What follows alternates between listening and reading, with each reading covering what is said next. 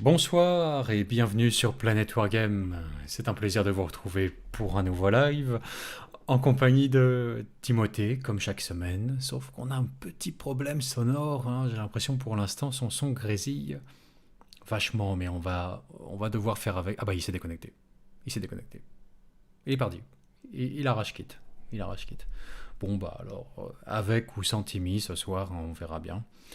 Euh, on le découvrira ensemble. On le découvrira ensemble. Voilà. Bon, bon, bon. Écoutez, c'est pas mal. Une petite absence de Timmy momentanée, là, ça ne sera que raviver le désir pour sa personne. Ah, ça y est. Bon, il est de Son retour. en fait là. Alors, Pourquoi j'ai pas de son? je sais pas. Là, je t'entends, moi, en tout cas, hein. Là, je t'entends. On t'entend Putain. et on te voit. Et on te voit. Bon, enfin. Petit test sonore pour voir. Alors, comment ça va, mon Timmy?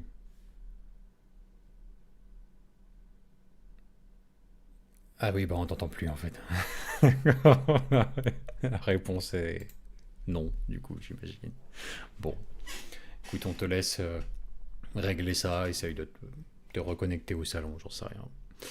Mais ouais. Problème encore exclusif qu'on n'avait jamais eu auparavant. Bon, bah, on va devoir faire avec ce soir. En attendant, je vous balance votre petite musique de fond, voilà, comme il sied pour les lives Planet Wargame. À tout hasard, bon, même sans Timmy, on va quand même préventivement noter le son collectivement, hein.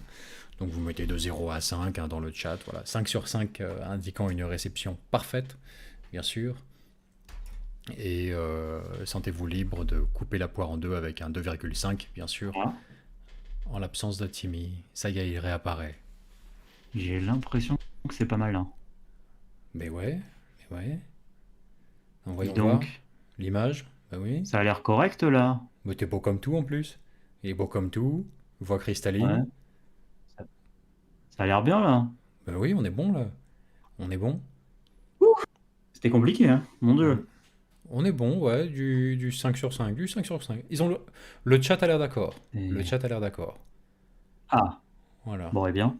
Bah, dans ce cas, bonsoir, hein, bonsoir à tous. Je vous prie de m'excuser pour ce petit problème technique hein, qui était complètement non voulu. Mais j'espère que vous allez bien. Ça nous fait très plaisir de vous revoir ce soir. Si ça t'intéresse, il y a Hannibal Lictor dans le chat qui a écrit par avance le même communiqué auquel tu auras droit pour ton enterrement. Tu as l'occasion de la découvrir avant, en fait, avec Timmy et comme Kadia. Il est à jamais dans nos cœurs. Voilà, c'est ça. Donc, bon, tu sais déjà ce qui sera marqué sur ta tombe. Enfin, C'est ça. bon, on est pas mal. On est pas mal, apparemment. On est pas mal. On se plaint d'un léger décalage son vidéo pour Timmy, mais ça devrait rentrer dans l'ordre, je pense. Voilà, Ah, du moment ça, je qu'on a le son. propose qu'on mette le joker votre connexion internet. Comme ça, on se décharge un peu aussi, tu vois. Ouais, ça peut pas être que notre faute au bout d'un moment, hein. Eh oh, arrêtez maintenant. C'est ça, voilà. Allez, coupons la poire en deux et faisons comme ça. Bon alors, au Ça programme ce suffit, c'est pas soir. nous là. Bah, le programme ce soir, c'est marqué en haut, hein, c'est facile. Personnaliser son armée, ça va être le dossier qui va nous YouTube. intéresser, surtout en deuxième partie de soirée, puisque d'abord on va passer par toutes nos petites rubriques habituelles, hein. Donc l'actualité de la chaîne, d'abord, on s'échauffe gentiment. Euh, Ensuite, on va vous parler d'un, on va vous parler d'un projet tout nouveau, inattendu pour la chaîne, mais ô combien réjouissant. Puis on passera aux news, hein, côté 40K Wargamers TV. On va aller regarder toutes les nouveautés Games Workshop de la semaine passée et des précommandes de la semaine à venir. On en discutera évidemment après. En plus, j'ai deux trois trucs à vous montrer sur Warhammer Community dont je voulais parler quand même cette semaine. Et puis enfin, personnaliser son armée, nos approches, nos approches à tous les deux, Timmy et moi, les humbles conseils qu'on peut prodiguer sur ce sujet-là, et vos approches également à travers le chat. Euh, voilà. Je précise d'emblée, il ne s'agira pas de parler d'armées entièrement de votre création, d'armées entièrement inventées. Hein, comme, je sais pas, à côté Planet Wargame, là dans notre communauté, on a Gandilf qui avait fait ses Primo Greens. C'est une armée qu'il a inventée de toutes pièces. Euh, ou comme le Codex Zélote, qui était le thème du dernier live. Là, non. Non. Ça, c'est vraiment plus que personnaliser son armée. C'est inventer son armée. C'est un autre registre encore. On a déjà fait des lives sur le sujet avec Gandilf d'ailleurs. Si le sujet vous intéresse, vous pouvez aller les consulter. Non. Là, ce sera personnaliser une armée existante, mais partir quand même sur la base d'une armée proposée par Games Workshop. Néanmoins, quand même, se l'approprier, la faire coïncider avec telle ou telle source d'inspiration historique, de fiction, etc., etc. Voilà, ce sera le sujet qui va nous intéresser. C'est un thème qui nous a été soufflé par Elstein, qui est sûrement parmi vous ce soir. Oui, je le vois dans le chat. Elstein dit: le bug, c'était d'être resté mute sur Discord. On le sait. Si seulement. Si seulement. Si seulement. Si Si seulement. seulement. Non, non, non, non, on est quand même youtubeur de niveau 2 maintenant. Hein. On a passé outre enfin, encore. Non, non, je mens. Je mens tellement en fait. Ça nous arrive assez souvent encore. Ça arrive assez souvent. Voilà. Bon. On est encore parfois Ah, vaincu par notre plus vieil ennemi, le bouton mute sur le micro. Oui, tiens, ça d'ailleurs, arrive. alors, j'ai raté le début, Vince, donc je sais pas si t'en as parlé, enfin si t'as posé la question aux gens, mais qu'est-ce qu'ils pensent du petit timer juste avant de débuter là? Parce qu'a priori c'est Iggy qui nous l'a prêté, non? J'ai cru voir d'après le choix de couleur. On lui a emprunté, c'est ça, Vince? Elle est pas mal celle-là. Bah ouais, qu'est-ce qu'ils en pensent? Je pense qu'ils s'en foutent, hein, surtout. Je pense qu'ils s'en foutent. Il y en a un qui a remarqué au début, je crois que c'était... comment il s'appelle? Je crois que c'est Samuel Cohn qui a remarqué au début. Tiens, il y a un timer maintenant. Ah ouais. Ouais. Alors je vous explique, je vous la fais courte. Alors vous allez voir, c'est une démonstration éclatante de notre débilité mentale. A priori, et on serait les seuls youtubeurs à pas le savoir, a priori, YouTube met principalement ton live en recommandation et donc en avant et en suggestion à tes potentiels spectateurs que à partir du moment où il a commencé. Voilà, le principe du live, c'est a priori, les gens s'emmerdent le soir, tapent live comme ça sans vraiment avoir de mots-clés non plus complémentaires en recherche et prennent des lives en cours. Mais il faut que ça ait déjà commencé, il faut plonger dedans, il faut que ce soit déjà live, quoi. Faut pas qu'on l'attende. Donc, il y a un gros boost en fait de recommandations à partir du moment où ça a commencé. Problème, bon bah, ceux qui nous rejoignent en cours de route vont louper euh, une partie ô combien précieuse qui est le début du live. Vous voyez que là, ça fait 10 minutes que ça a commencé, on n'a toujours pas parlé d'un seul sujet intéressant. Ce serait dommage de le louper quand même. C'est plus savoureux. Bon, donc l'astuce consiste à foutre un écran d'attente et un timer pour que YouTube recommande et pousse un petit peu le truc en considérant que le live a commencé, alors qu'on a mis un truc tampon pour gagner du temps, temporiser, le temps que les spectateurs nous rejoignent, etc. etc. Bon, voilà. Alors jusque-là, on ne le faisait pas, parce qu'on considérait que c'était immonde à la rediffusion d'avoir le timer au début. Du coup, quand vous regardez le live demain ou après-demain alors qu'il n'est pas en live, vous vous taperez les 5 minutes au début de compte à rebours. Insupportable. Insupportable, mais bon, bah écoutez, si ça peut permettre de commencer les lives avec plus de viewers, on serait bien les seuls à pas le faire. Ce serait vraiment une erreur, on se tirerait une balle dans le pied en ne le faisant pas, et même pire, dans des parties encore plus délicates. C'est vraiment ce qu'on fait depuis le début. Et voilà, voilà. Comme quoi ça sert de faire un live avec Evie, tu vois, les pro tips, les trucs genre ah, vous avez pas de compte à rebours, vous? Non, bah non. Non, pourquoi? Enfin, on appuie en direct, on passe en direct, on appuie, tu vois, c'est bon. Ah, vous n'avez pas de... Ah, c'est marrant ça, parce que là, en général, les gens en ont, C'est hein. marrant. Pas pour rien d'ailleurs, hein. Il y a une raison, hein. Bah oui, bah voilà. Enfin, bon, donc voilà, compte à rebours, intro qui patine bien, comme il est de coutume sur la chaîne, c'est parfait. Alors on va rentrer dans des sujets un petit peu plus substantiels quand même, mais progressivement en dégradé, hein, avec l'actualité de la chaîne. L'actualité de la chaîne. Alors quoi de neuf dans la galaxie Planet Wargame? C'est simple. D'abord on a franchi le cap des 29 000 abonnés. Bon, très bien. Donc C'est vrai direction ça, hein. 30 000, très bientôt. Ben ouais, ça monte et ça monte vite quand on fait de la vidéo fluff, hein.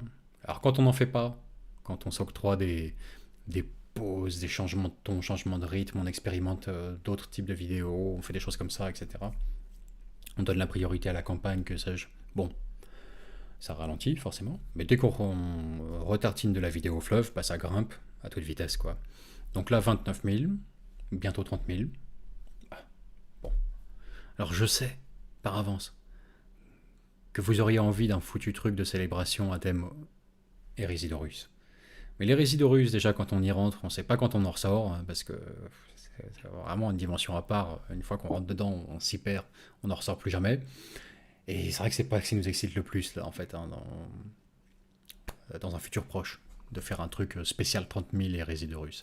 Enfin, on verra. Bon, peut-être qu'on, je sais pas, on leur fera une petite vidéo fluff sur un Primark ou une connerie comme ça. On verra. Bon, donc ça c'est pour une des nouveautés de la chaîne. Qu'est-ce qu'on a d'autre? On a Ouais, toujours le Tipeee Stream, si jamais vous voulez faire des dons en live d'ailleurs. Ah bah Pendant voilà les une idée lives. qu'elle est bonne. Comme ça. Tiens, En pendant voilà qu'on une est idée qu'elle est bonne. dans le qu'est-ce que vous pouvez faire, tu vois. Bah, tu sais ce que je ferais moi à ta place, Timmy? Tu sais ce que je ferais dans ces cas-là? Pour vraiment leur laisser aucune chance d'en réchapper? Je leur balancerais Bam. le lien Tipeee Stream dans le chat. Direct. Mais ça les gars ont juste à cliquer, voilà. Donc vous pouvez faire un don pendant le live pour vous assurer qu'on lise votre message et qu'il ne nous échappe pas. Voilà. Ouais, sinon là, on est le 27. Ça veut dire que dans quelques jours seulement s'achèvera le 3e mois de la campagne Venexian Sector. Donc, fin de la première phase. Chaque phase durant 3 mois, il y a 4 mois en tout. Il nous restera 9 mois de campagne à la suite. Mais donc, fin de la phase 1 quand même. Ça veut dire que c'est les derniers jours pour essayer d'influer sur les scores et faire en sorte qu'à la fin de la première phase, il n'y ait... Alors, suivant bien sûr la faction que vous avez choisie, mais bah, soit essayer de faire pencher la balance pour arracher une planète à l'Imperium, ou au contraire, pour s'assurer qu'aucune planète ne soit plus dans le giron de l'Empereur à la fin de la première phase. Voilà. Ce serait quand même, dès le début, première phase, une défaite un petit peu conséquente, ça, hein. Bon, on va voir, on va voir. De mémoire, la dernière fois que j'avais regardé, c'était Caelonia qui était la plus menacée, avec des gros scores envahisseurs. Bon, bon. Est-ce qu'on va perdre l'agrimonde au bout du premier mois de campagne? Bah on va voir, on va voir. Donc comme d'habitude, lorsque ce mois de jeu de la campagne Venexian Sector sera clos, bah, il sera ponctué d'une vidéo chronique vénexiane pour vous résumer les batailles ayant eu lieu au cours de ce mois. Alors on va voir dans quel sens ça tourne. Voilà. Mais donc, semaine prochaine, vidéo chronique vénexiane 3. Hein. Donc ça c'est pour la campagne. Ah oui, on a d'autres trucs aussi sur la campagne. Bon, avant, on en profite tant qu'on est dans les généralités. Là, vous avez pu voir la première vidéo Dramatis Personae, hein, nouveau format de vidéo qu'on lance sur la chaîne, qui sera un format récurrent. C'était une vidéo fluff qui portait sur Vulcan Estan, le maître, enfin père de la forge, le père de la forge des Salamanders. Voilà. À ne pas confondre avec le Primarch, le père de la forge actuel des Salamanders. Bon. Donc vidéo fluff sur les personnages. On a dû adapter la forme, bien sûr, pour composer avec le fait qu'on n'aurait jamais assez d'illustrations pour chaque personnage. comme on en a Ouais. dans les compendiums Arcana qui ont des sujets beaucoup plus généralistes. Bon, bah, je me suis un peu arraché les cheveux pour faire un truc qui tienne la route, euh, en composant avec cette contrainte fondamentale que j'aurai qu'une seule illustration pour la plupart des personnages, une seule illustration exploitable en tout cas, suffisamment de pixels, tout ça. C'est le plus gros problème, ça, hein, sur ce Ouais, format-là. Et... Enfin, enfin ben moi je suis je veux dire content dans le de mon sens où truc. Ouais, c'est... Non, et tu fais bien, hein. Mais je veux dire dans le sens où, dans la petite précision, comment dire, qu'on peut faire en mode de précision de cuisine, en fait, de la cuisine interne de PW, et un peu pour répondre à enfin, pour fournir une explication plutôt aux commentaires qu'on a de manière récurrente qui sont sur ah, faites une vidéo sur tel personnage, faites un truc sur tel personnage, etc. Ça faisait longtemps que on réfléchissait au format des Dramatis Personae. On a eu le nom bien avant d'avoir même l'idée de quoi parlerait ce type de vidéo. Mais l'idée, en fait, c'est que, enfin, le problème qu'on avait et pour lequel Vince a réussi à trouver une solution, c'est qu'en fait, les personnages, c'est, pour certains, c'est très très difficile d'avoir plusieurs images en qualité correcte. Et du coup, bah, typiquement, si vous devez faire une vidéo de 5-10 minutes, il faut trouver quelque chose pour habiller la vidéo et faire en sorte que vous n'ayez pas juste 10 minutes avec une image immobile et c'est tout, quoi. Donc c'est pour ça que l'enrobage vidéo est un peu plus travaillé que les autres. Et en plus, honnêtement, je trouve que ça rend vraiment bien. Le boulot est vraiment top. Euh, mais du coup, voilà, c'était pour expliquer un peu la petite particularité avec ce format-là c'est par ça, c'est ça, rapport c'est ça. au... Exactement, exactement. C'est-à-dire que au final, eh ben, puisqu'on était contraint à un côté statique dans la vidéo, une certaine stagnation, avec impossibilité d'avoir suffisamment d'habillage visuel pour habiller toute la vidéo, eh ben, alors, je me suis arraché les cheveux pendant une semaine sur la manière de le mettre en scène, et ça a été une des semaines de boulot que j'ai préférées depuis très longtemps par rapport à la chaîne, parce qu'il y avait un vrai défi, une contrainte, un... Oui, un défi, c'est le mot. Tu vois, comment on va faire? Comment on va faire?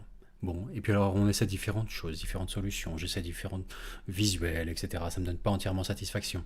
Et là, j'étais entièrement dans du neuf, et j'ai dû exploiter des petites techniques de montage que je ne connaissais pas encore. Euh, voilà, puis on était vraiment dans la création visuelle d'un petit environnement cosy pour vous poser et écouter cette vidéo fluff sur un personnage.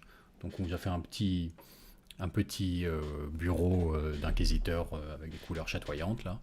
Voilà, on est bien, on est dans la peau d'un agent de l'Imperium, posé à son bureau. Bien, nickel, voilà. Et non, franchement, c'était passionnant.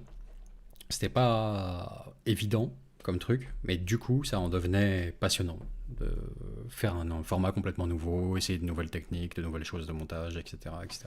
Bon, bref. Moi, je me suis éclaté, quoi. Et puis sinon, vous avez pu voir aussi le premier compendium Arcana dédié à une faction d'Age of Sigmar. C'était les Séraphons cette fois-ci. On avait déjà fait la vidéo de présentation de l'univers d'Age of Sigmar, mais là on passe au format vraiment compendium Arcana faction d'AOS. C'est le premier, on en a un deuxième déjà en réserve, et on a prévu d'en faire ça jusqu'à la fin de l'année, jusqu'en décembre. Ça veut dire que vous en avez encore 2 à 3 maximum d'ici d'ici la fin de l'année. Après, on reconsidérera la question, franchement, je vous le dis tout de suite, vu qu'on rémunère naturellement comme il se doit, Sandrine, qui fait un excellent boulot de lecture en fait pour ces vidéos-là, vu qu'on la rémunère naturellement, se posera la question de savoir si c'est viable, intéressant ou pas, d'ajouter ce volet Age of Sigmar à la chaîne. Et ça se traduira tout simplement mais par le nerf de la guerre, les donations sur Tipeee. Quoi. En décembre, on fera le bilan. On dit bon bah, si AOS finalement est la perspective d'avoir des flopés comme ça de vidéos fluff AOS, ça ne génère pas plus d'adhésion que ça au soutien à la chaîne. Bon bah on se détachera de ce voilà la fusée se détachera de ce réacteur là quoi qui devient juste du lest inutile.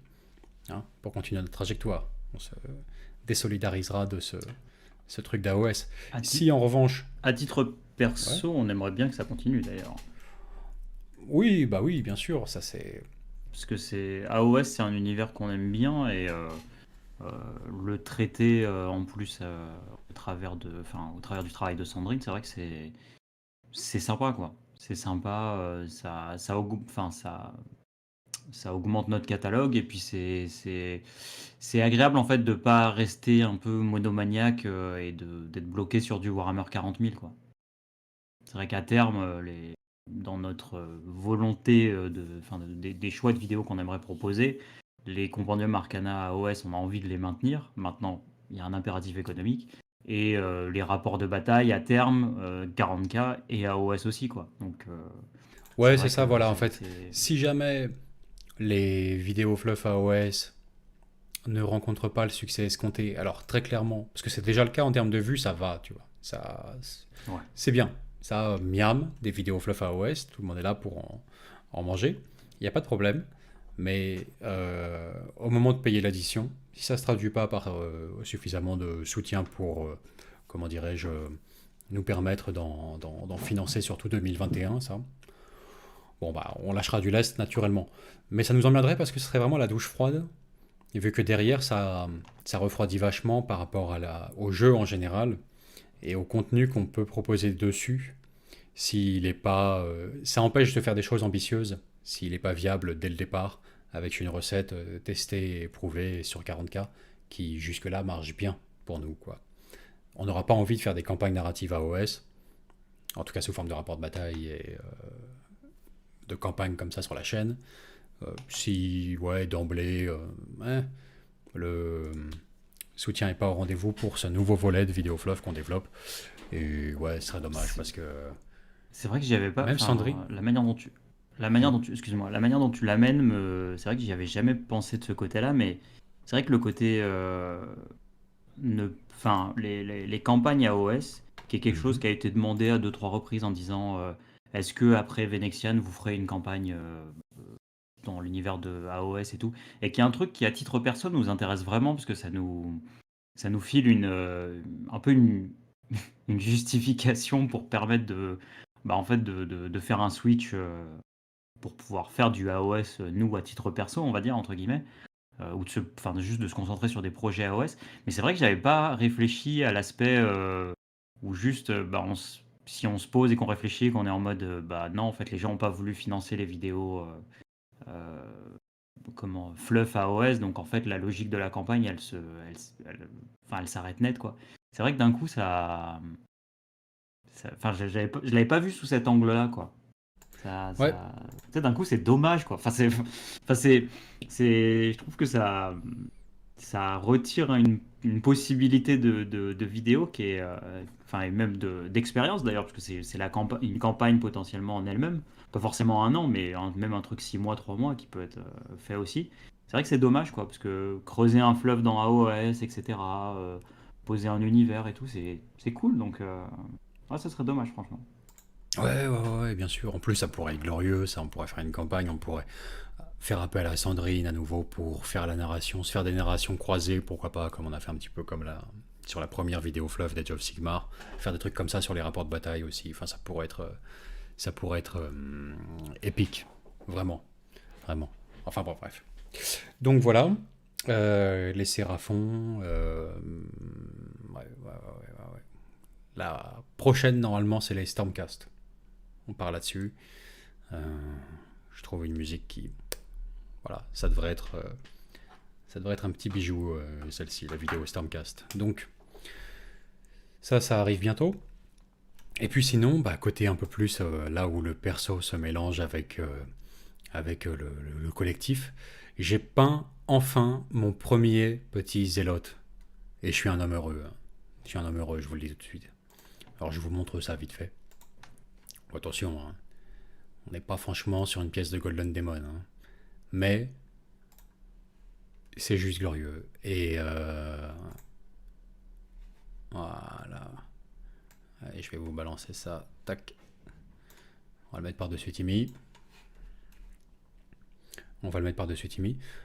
On s'est fait un petit samedi assemblage avec Timothée. On a poursuivi l'assemblage de nos hordes de zélotes pour l'armée qui est en cours. Qu'est-ce que c'est stylé, putain. C'est vraiment trop drôle, ça. Bah, le montage, tu t'éclates, mais le montage, on s'est toujours éclaté. Quelle que soit l'armée, quel que soit le projet, quelles que soient les conversions, les machins, on s'est toujours éclaté. Il n'y a rien à faire. C'est comme ça. La peinture, c'est plus casse-gueule. Ça peut être vite très chiant. Mais C'est là, vrai. moi j'ai testé, c'est que du bonheur. Bon, hop, je vous montre ça.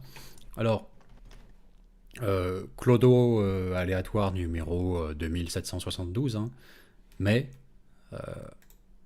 juste à la peinture, ça a été un bonheur inouï.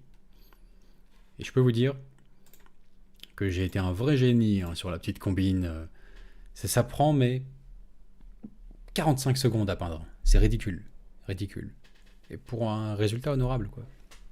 Pour 45 secondes, évidemment, j'entends, hein. Enfin, si Tiens, tu veux, c'est Rémi juste. Vermoral nous demande si Ouais. on est-ce qu'on met plus de musique. C'est vrai que Normalement, tu en as là franchement, en fond, hein. Ah, ça veut dire qu'elle n'est pas assez fort. Ça veut dire qu'on va la relever un ouais. petit peu. Ah, ils l'ont pas. Je sais, ils l'ont pas. Alors attends. Ah, Hop, magie. Là, normalement, vous l'avez aussi. Ça y est, elle a réapparu. Hein, voilà. Voilà. ils disent que Ça y c'est est. bon. Ouais, c'est parti. C'est parti. C'est parti. Non, mais la petite combine à tonton, là, pour le coup, c'est débile, mais c'est juste sur la sous-couche, Agrax Earthshade sur toute la figurine. Comme ça me fait les bandages d'avance, ça me délimite bien les zones et tout, ça me fait les cordages, nickel. Agrax Earthshade sur toute la figurine. Franchement, les je pourrais la tremper, je gagnerais du temps, hein. Bon, je fais les métalliques avant, comme ça me fait les métalliques en même temps. Et après, juste revenir au Snakebite Laser sur les zones de tissu, sans toucher les bandages, les cordes, etc. Et bah franchement, contraste, ouais, je comprends pourquoi. Quand c'est vraiment sur le bon support pour la bonne application, c'est effectivement là c'est magique, ouais. Là c'est Donc magique. les éclaircissements là au bord Ah, j'ai fait un du petit brossage à la fin, mais je le regrette presque, il y tu a un vois. léger, ouais. Ah, j'ai fait un Ouais. tout petit, un coup de pinceau de couleur blanche, os là, ou un truc comme ça. Je serais presque trop Mhm. vif, tu vois. C'était presque mieux avant, parce que c'était un petit peu jaune, l'éclaircissement naturel, et il était presque plus intéressant, tu vois. Là, c'est Mhm. limite. Enfin bref. Donc peut-être même que j'économiserai l'étape du brossage sur les prochaines figurines, parce que finalement, ouais, c'est plus frappant encore comme définition, mais c'est moins intéressant au niveau couleur, quoi. Donc franchement, ouais, D'accord. Ouais. lorsque vous tombez sur le bon, la figurine qui s'y prête bien, etc., et en étant un petit peu astucieux en gagnant du temps, au lieu d'aller faire les bandages dans un second temps comme un con ou un truc comme ça, mais de les faire d'avance avec un wash général sur la figurine, c'est merveilleux, quoi. Bref, 45 minutes le bousin, 45 secondes pardon pour le petit fantassin individuel, record à battre, quoi. Bon, il paraît qu'il y a un Thomas Rodrigue dans le fin fond de l'Est que ça fait bien marrer et qui pourrait me mettre à l'amende sur le défi de la rapidité. Ça, j'en doute pas. Mais pour un peintre lent comme moi, bah, c'est du bonheur, quoi. Tout à coup, les hordes de dizaines et dizaines et dizaines de zélotes, on les voit bien s'aligner toutes seules, quoi. Bon, alors, voilà, ça c'était le petit truc sympa de mon week-end, là. Commencer à concrètement œuvrer sur la prochaine armée du studio Planet Wargame, au sens où Timmy et moi on met la main à la pâte tous les deux sur cette armée-là, c'est sa particularité-là. Donc, Une voilà. armée en commun, projet d'armée commun, vite. Projet d'armée commun. Ouais, voilà. Bon, bref. Et puis, bah, je crois que ouais, c'est tout ce qu'on a à vous dire sur l'actualité de la chaîne ces dernières semaines, quoi. Hein, ouais, on est là. Du dramatisme personnel, de la vidéo Vlef AOS, de la chronique vénétienne, tout ça, ça arrive. Attendez-vous à en voir et à en revoir encore. Bon, c'est parfait. Alors, avant de passer vraiment au, à, aux rubriques habituelles, hein, avec nos news et enfin le dossier qui va nous intéresser ce soir, personnaliser son armée. On va vous parler d'un truc exceptionnel ce soir. Et une fois n'est pas coutume, ça va nous sortir du cadre de Warhammer, et ça va être la première opération de ce type qu'on mène. Mais c'est bien dommage parce qu'on en souhaite pas mal à l'avenir, étant donné que ça fait avancer la cause et c'est glorieux. On va vous parler ce soir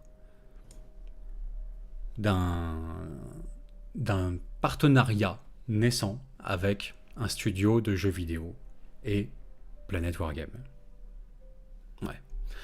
Alors, ceci n'est pas, je précise d'emblée, en dépit des apparences et de toute la délicatesse que je pourrais mettre dans cette intro, ceci n'est pas une manière finaude d'amener un sponsoring Raid Shadow Legends.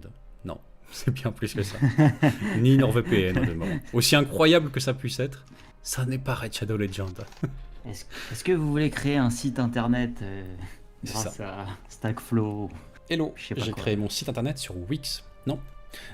Ce dont on va vous parler ce soir, c'est un projet de jeu développé par Bastion Studio. Petit studio, tout jeune, avec une équipe jeune. Le studio lui-même est récent et qui est actuellement en développement sur un jeu qui s'appellera La Porte des Fauconniers.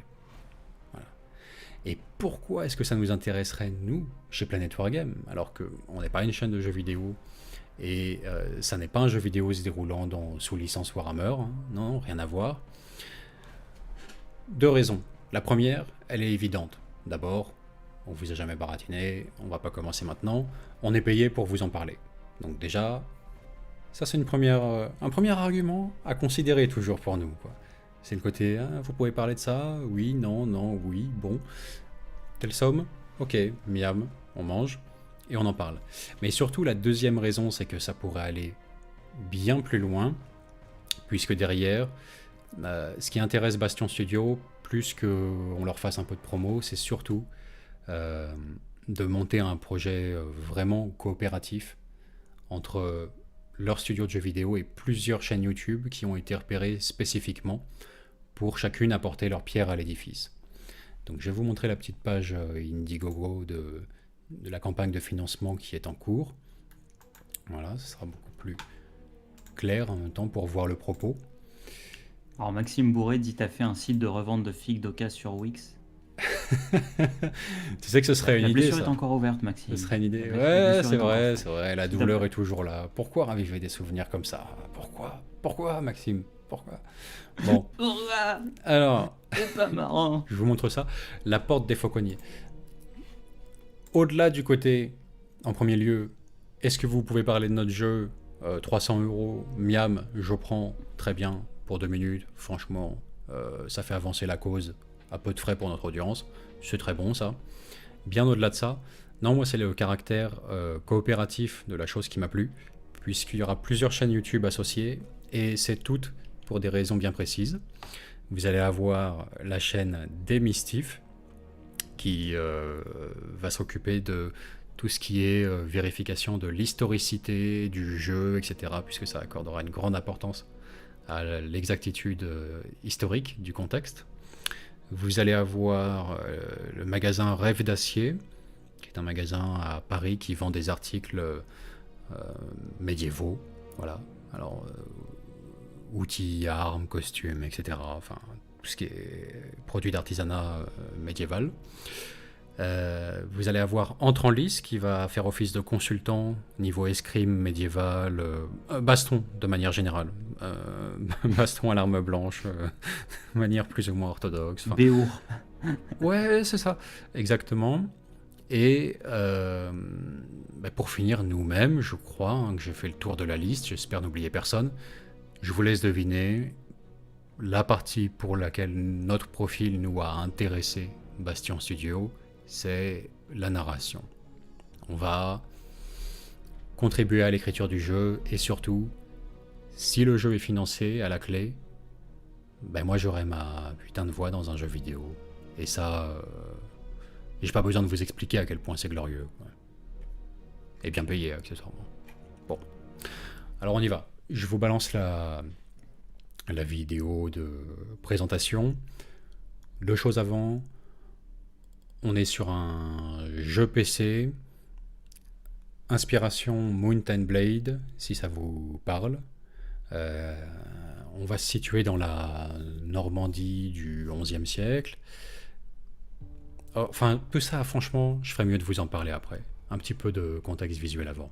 Évidemment, c'est pas représentatif de la qualité visée au final, qui sera nettement supérieure.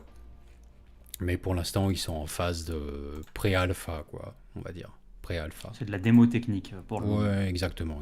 Ils se sont concentrés sur l'aspect technique du jeu, le gameplay pour l'instant, et avant de passer vraiment davantage au graphisme.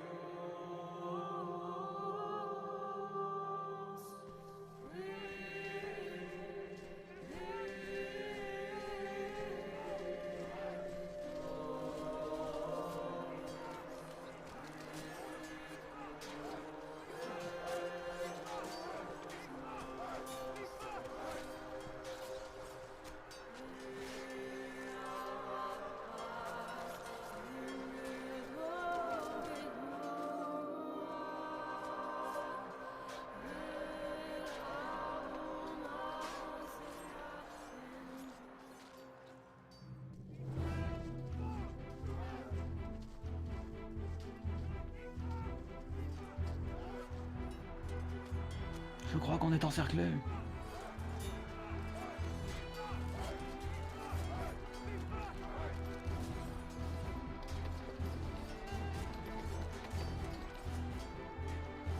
Donc voilà, juste d'après les screens comme ça, vous pouvez vous douter sans doute à peu près du gameplay du jeu.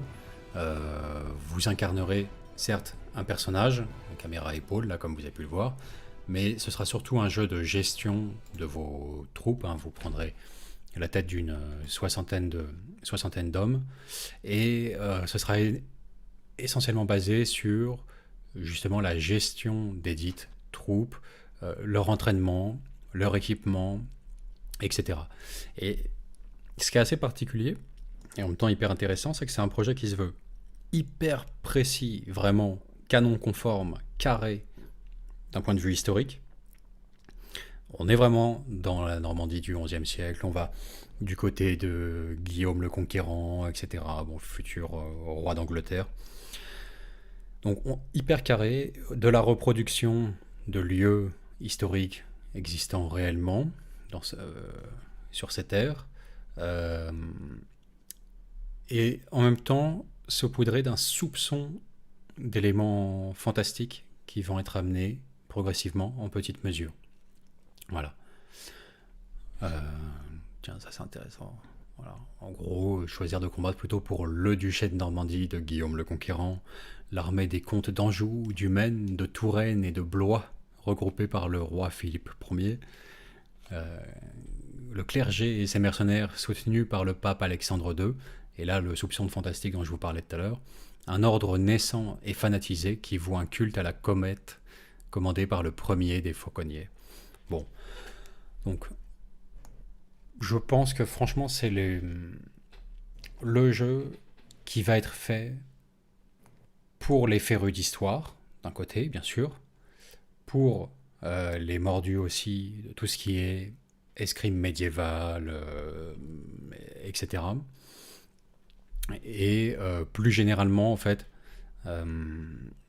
quiconque a envie de se plonger dans un univers où, certes, le fantastique existe, mais avec tout de même un fort ancrage dans le réel, où on n'est pas dans du hack and slash ou de la high fantasy. Clairement, voilà, ressentir ce que ça fait d'être dans la peau à un moment donné d'un homme de ce temps-là, accompagné de sa propre milice qu'il forme, qu'il équipe, etc. et où vraiment, bon, bah, on sent la pression, la sueur, enfin, vraiment un truc sur. On est ancré dans le réel, quoi. On est ancré dans le réel. Donc, j'ai immédiatement eu une pensée pour tous ceux que je vois des fois s'écharper et risquer un bannissement sur le groupe parce qu'ils s'engueulent sur Planet Wargame Insiders, sur notre groupe Facebook, à la moindre question de savoir si ça c'était plutôt un coup d'estoc ou de taille, ou est-ce que l'épée finalement, est-ce qu'une épée à deux mains c'est plutôt une arme contendante ou une arme tranchante. Voilà, dès qu'ils s'insultent comme ça, tu sens que la passion est beaucoup trop forte. En fait, elle doit être évacuée quelque part. Et à mon avis, ça, c'est le jeu pour ça, quoi. C'est le jeu pour ça, voilà. C'est là où on va s'intéresser à savoir si, bon, formation en triangle, d'épéiste, lancé contre une rangée de lanciers, qu'est-ce que ça va donner? Moi, je ne sais pas. Mais les mecs de la chaîne YouTube des Mistifs le savent sans doute, tu vois. Euh, Beaucoup mieux que moi. C'est pour ça qu'ils sont également recrutés sur le projet pour servir de consultant de ce côté-là, quoi. Pareil, entre en lice. Bon, donc on va être sur du concret, du réel, du vraiment ancré dans l'histoire. Je pense que ça va fourmiller d'éléments qui ont une résonance dans le réel, de lieux que vous pourrez éventuellement visiter des siècles plus tard, dans les temps présents, en vous rendant dans ce qui correspond aujourd'hui au cadre du jeu, quoi, hein, la Normandie de l'époque. Enfin bon, bref, tu vois, ça y est dans le chat. C'est contendant, bordel. Bon bah, Putain, mais voilà. il troll lui là-dessus en plus. Ça, c'est le genre de jeu vraiment fait pour vous, quoi. Fait pour vous.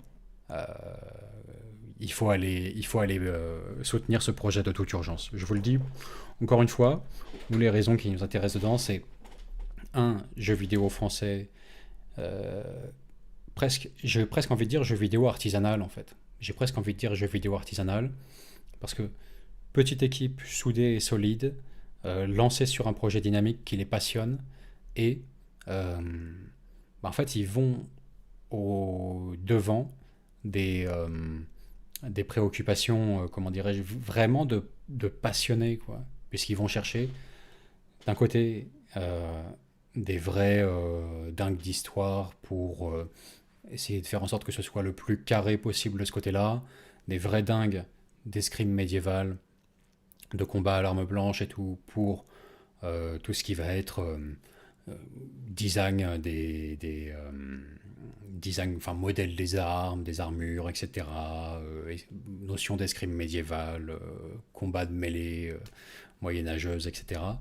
Et au niveau des modèles aussi, je sais que la boutique justement Rêve d'acier et son personnel vont aider justement à conceptualiser, remettre dans le contexte historique précis, créer des modèles d'armes qui font sens en fait à l'époque. Bon, autant C'est vous vrai qu'en dire plus, que on nous, ouais, dans le chat, il y a Capitaine Savignac qui dit on est nombreux en Normandie à suivre la chaîne en plus. C'est vrai que mine de rien, en plus, on connaît plusieurs Normands. Euh, LXO, si tu nous regardes. C'est vrai qu'en plus de ça, ça joue, hein, ça se trouve. Il y aura peut-être Bolbec hein, dedans. On ne sait pas. Hein. Pas à l'abri, les gars. Hein. On verra peut-être votre maison. c'est ça. Mais alors c'est vrai que je crois que si le projet atteint son deuxième palier, il y a moyen d'inclure des personnages correspondant aux plus sollicités par les joueurs. Je verrai si LXO peut en être un. je verrai si je peux inclure le duc de Julien Bellegueule, voir si Normand Le duc parmi de les Bellegueule, ça Normands. passe en plus. Hein. Oh, passe à merveille.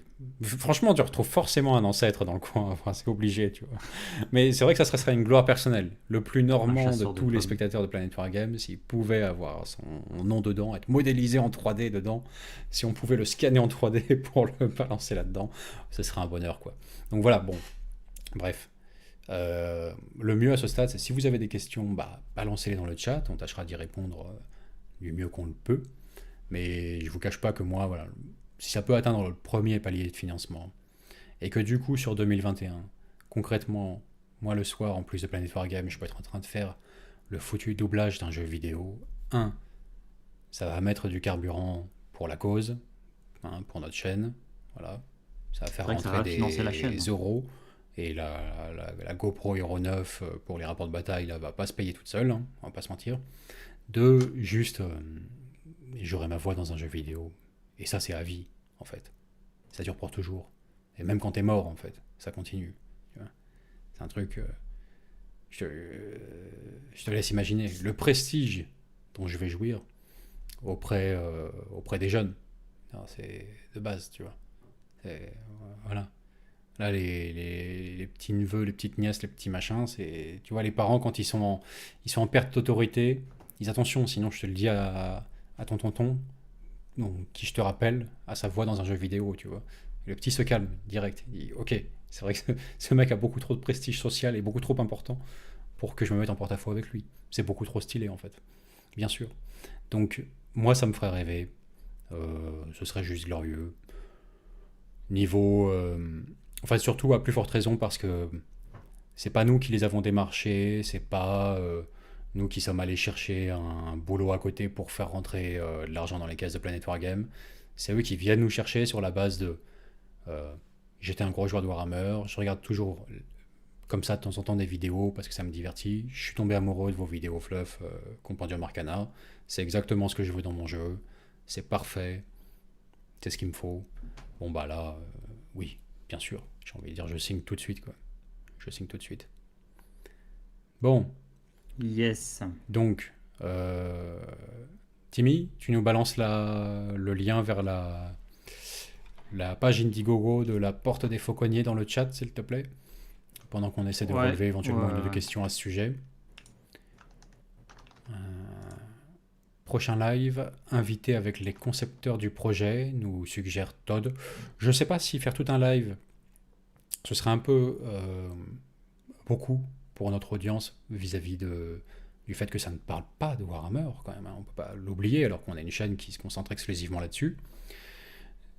C'est pas l'envie qui me manque nécessairement. Éventuellement un live commun sur une autre chaîne, n'importe quoi. S'ils veulent, bah moi les lives c'est bon, je gère. S'ils veulent en poster un sur leur chaîne, ce sera avec grand plaisir. Peu importe. C'est des collaborations à mon avis multiples vont avoir lieu, je pense, dans les temps à venir. On va essayer de faire notre maximum pour porter ce projet le plus loin possible. Parce que je vous dis vraiment, c'est dans les détails, en essayant de décrypter un petit peu les infos qu'ils avaient pu nous envoyer, les discussions que j'avais pu avoir en rencontrant Fabien du studio. C'est au fur et à mesure que s'est révélé ce qui, à mon avis, faisait tout le sel du projet et qui m'en a fait tomber un peu amoureux, moi de mon côté. Au début, l'intérêt que je porte à ça, il est pas fou, on va pas se mentir. J'ai pas joué à un jeu vidéo, moi, depuis l'époque PlayStation 2, pour vous situer. Mais là, d'un coup, sincèrement, ça m'a donné envie d'y jouer. J'ai envie de dire c'était parti parce que je découvrais, je rafraîchissais mes souvenirs sur un ou deux personnages historiques de l'époque que je connaissais beaucoup moins. Donc j'allais consulter la page Wikipédia. Après, je consultais les pages des. Là, aujourd'hui, encore avant le live, j'étais sur la chaîne de Entre en lice, en train de regarder un petit peu de vidéos. Voilà. Alors, la baston à deux épées, bonne idée ou pas pour briller en société, quoi. Bon, bah évidemment, c'est un sujet passionnant. Donc, on a envie de voir une vidéo à ce sujet. Et la veille encore, j'étais sur Demistif et je me suis perdu dans leurs vidéos sur la chanson de Roland. C'était passionnant, quoi. Ça aussi, n'hésitez pas à aller voir, franchement, c'est du bon, quoi, putain. Et, et pour finir, bah ouais, petite boutique Rêve d'Acier. Quand j'ai vu que c'était à Paris, parce que pour moi, c'était forcément super loin, c'était forcément ailleurs, etc. Je me suis dit, mais à quel moment on n'a pas chopé nos fichus costumes pour des cosplays foireux de live, là, occasionnellement, sur leur site? Ça s'y prête beaucoup trop bien, quoi. Beaucoup trop bien. Je veux ma. Dire, sans déconner. Tu sais, j'ai bientôt 33 ans. Ça doit faire 20 ans que je rêve d'avoir d'avoir une robe de bure façon le nom de la rose. Je sais pas pourquoi, il n'y a pas de raison précise. Peut-être la scène avec la gitane, j'en sais rien. Je sais pas pourquoi ça m'a marqué en étant adolescent. Aucune idée. Mais je rêve. J'ai hésité, hein. J'ai hésité à faire moine franciscain. C'était youtubeur ou moine franciscain, tu vois. Mais c'est vraiment juste pour la robe, quoi. Parce que je sais pas. Voilà. Et là, tu vois qu'ils en vendent pléthore dans toutes les tailles. T'as envie de dire, mais vas-y, fonce. Bon, enfin bref.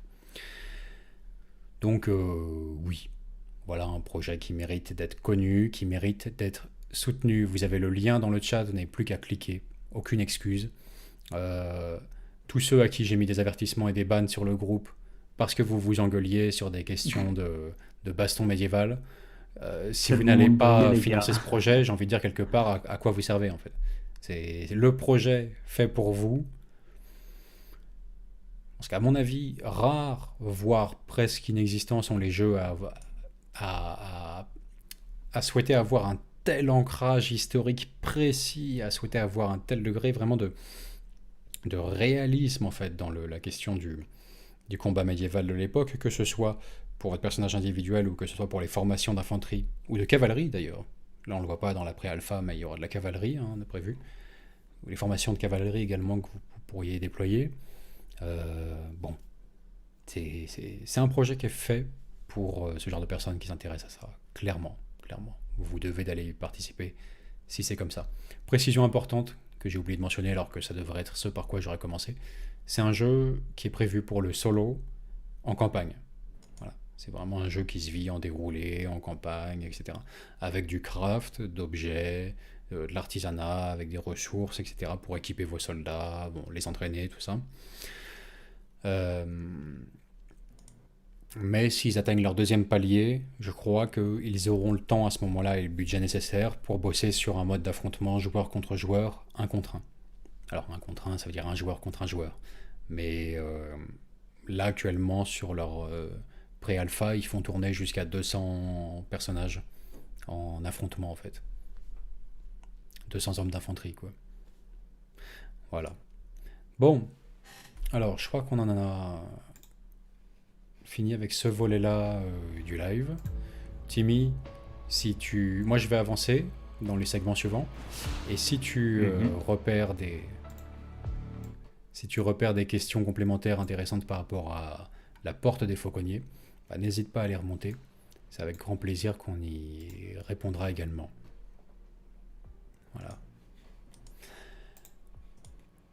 On se fait une petite... on marque la rupture où on plonge vraiment à nouveau dans l'univers Warhammer avec le JT du Wargame. On se fait ça, mon Timmy? Allons-y pour le JT du Wargame. Bordel. Moi, je commande une robe de bure en attendant. Ouais. Une robe de moine. XL pour moi, hein, je pense que ça se porte ample ça. Hein, Ouais. Ah ouais. Faut la place pour mettre le coussin pour faire le faux bide. Ah bah oui, hein, faut faire le faux ventre, je veux dire c'est. Non, je crois que ça se porte assez large quand même la robe de moine franciscain là. Hein, voilà. Allez, c'est parti. Le JT du Wargame, on marque la pause. On se retrouve juste après pour commenter les news côté Games Workshop.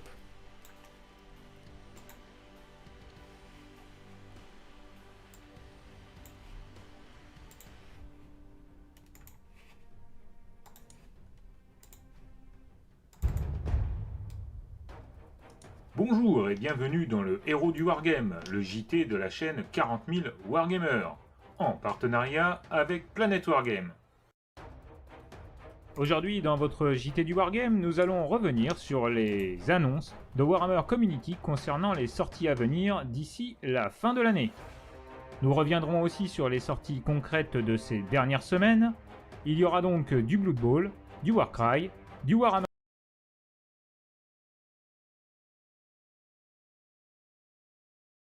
Underworld et même du 40K. Alors vite, commençons! Il était annoncé et il arrive, le nouveau Blood Bowl, une boîte accompagnée d'une mise à jour très importante des règles qui fait jaser chez les membres de la communauté, cette communauté qui a fait vivre le jeu durant toutes ces années où la maison mère les avait abandonnés. Cette sortie fera d'ailleurs l'objet d'une vidéo dédiée sur la chaîne avec des spécialistes du gazon sanglant.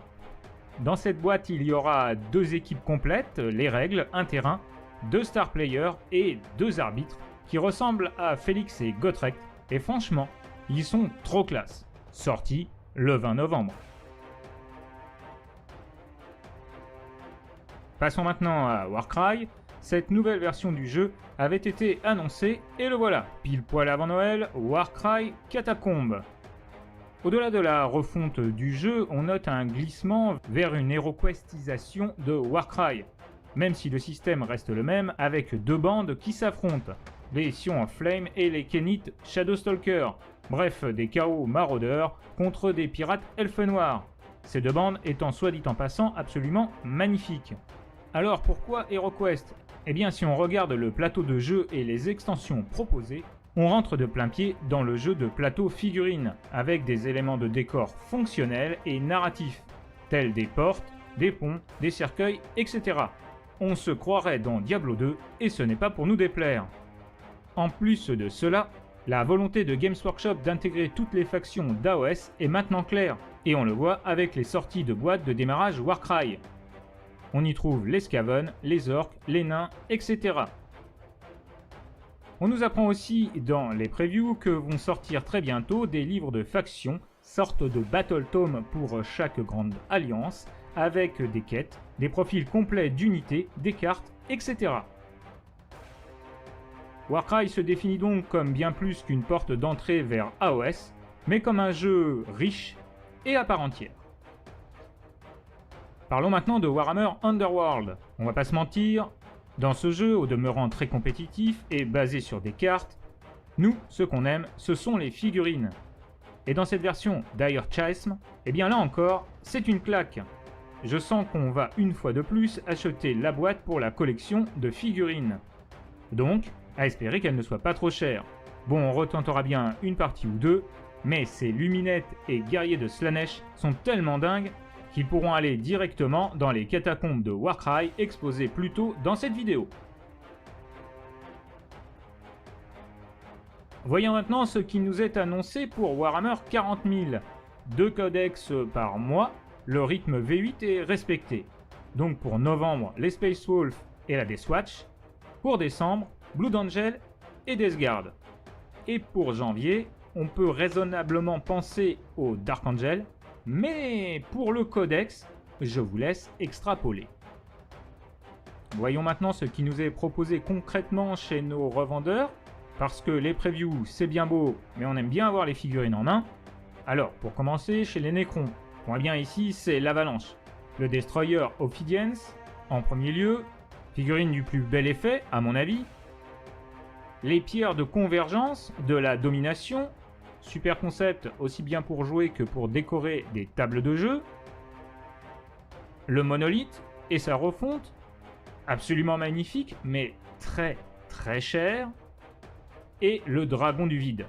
Bon bah là, que dire, c'est beau, c'est grand, c'est super fort sur la table de jeu, figurine majestueuse et étonnante, une réussite à tous les points de vue qui coche toutes les cases.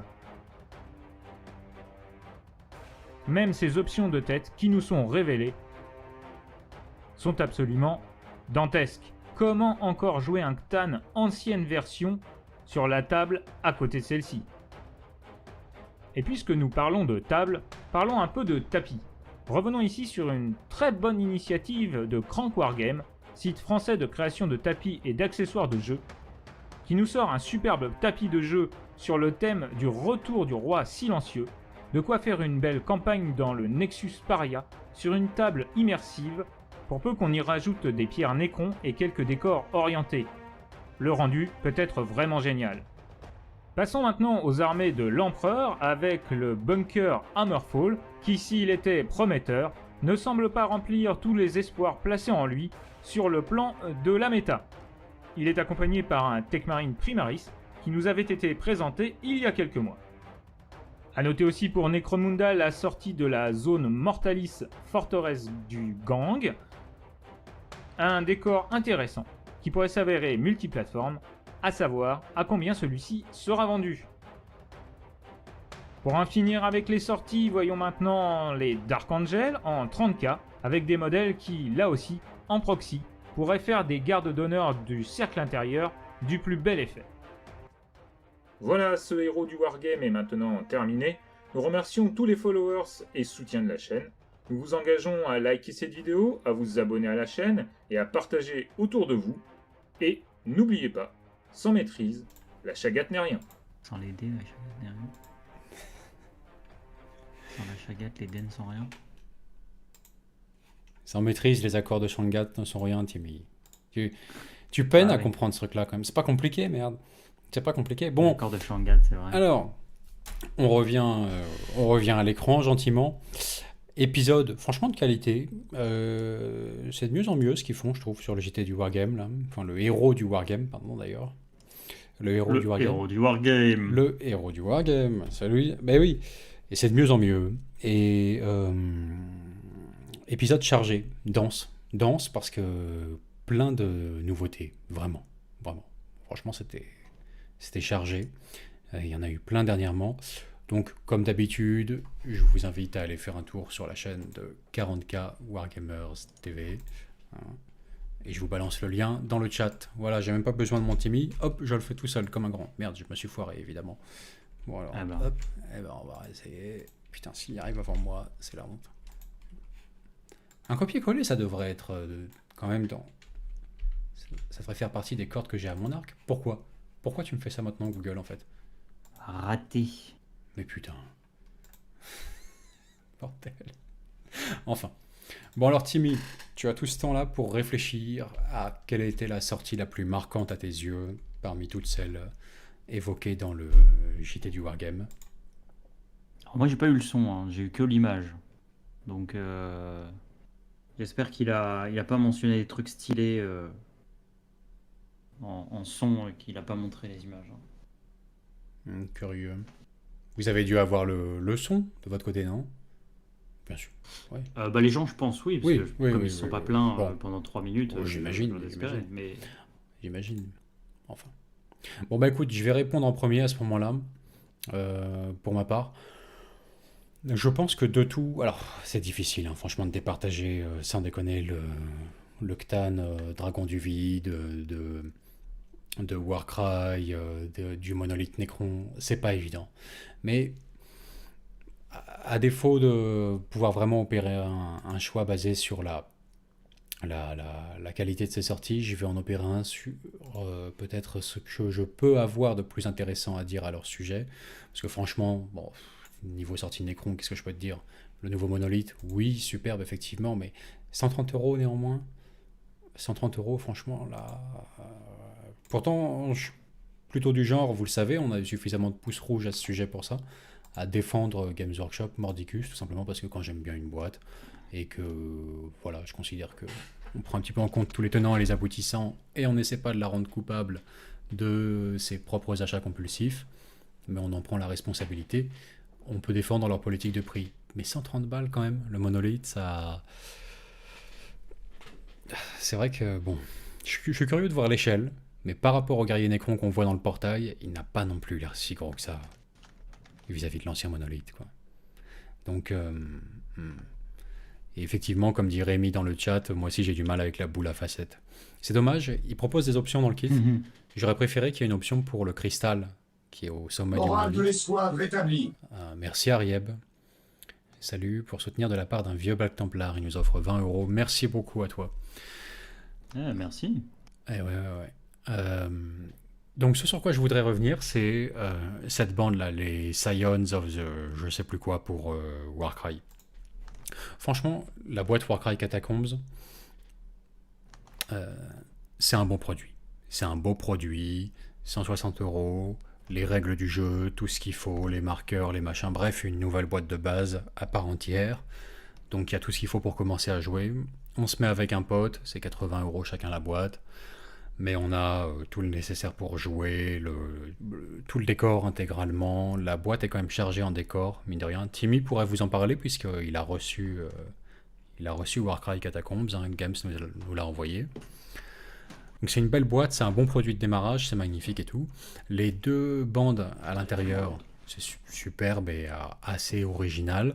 J'ai un peu de mal avec les capes des elfes noirs, je vois dans l'idée l'effet qu'ils ont cherché à obtenir, mais je trouve ça raté. Ça marche pas en figurine, en fait. Cet effet évanescent un petit peu des capes. Je trouve que c'est raté. Le reste de la bande est quand même très beau. Néanmoins, par contre, là, voilà. Ici, je peux avoir une réaction. Peut-être que que j'ai envie de développer. Ça me sert à ça d'avoir une chaîne YouTube aussi. Les Scions of the Flame, là, superbe. Très bien. Ok. Magnifique. Problème, c'est encore une bande du chaos pour Warcry. Or, côté Warcry, j'ai l'impression que c'est le microcosme à l'intérieur d'Age of Sigmar où les sorties ont été le plus inventives, le plus audacieuses. Vraiment, il y a une débauche d'inventivité sur les différentes bandes, leurs concepts, leurs designs, etc., etc. Et c'est tout à l'honneur des sculpteurs qui y ont participé. Ils sont arrachés, c'est original, ça change, c'est superbe. Magnifique. Et celle-ci ne dénote pas, d'ailleurs, elle est très belle. Problème que j'y vois, et à vous de me dire si je suis vraiment juste un râleur sur le coup ou si je marque un point. J'ai l'impression râleur, que le design studio est en train de disperser toute sa précieuse sève créative sur des bandes individuelles du chaos et des déclinaisons plus ou moins autour du concept du chaos pour ce jeu Warcry. Or, j'ai envie de dire, toute cette débauche de créativité là, ne la dispersez pas trop plus que de raison dans ce jeu de niche comme ça avec ces bandes, parce que ce qu'on a envie de voir, enfin en tout cas je fais partie des gens qui depuis très longtemps, depuis des années, ont envie de voir ça s'exprimer à Age of Sigmar. Je sais que vous allez me dire que les figurines sont compatibles, mais c'est pas dans cette faction-là que j'ai envie de le voir exprimer. Le peuple, ou moi, généralisant mon avis et l'étendant à tout le peuple, veut savoir à quoi ressemble la vie des humains dans les royaumes mortels.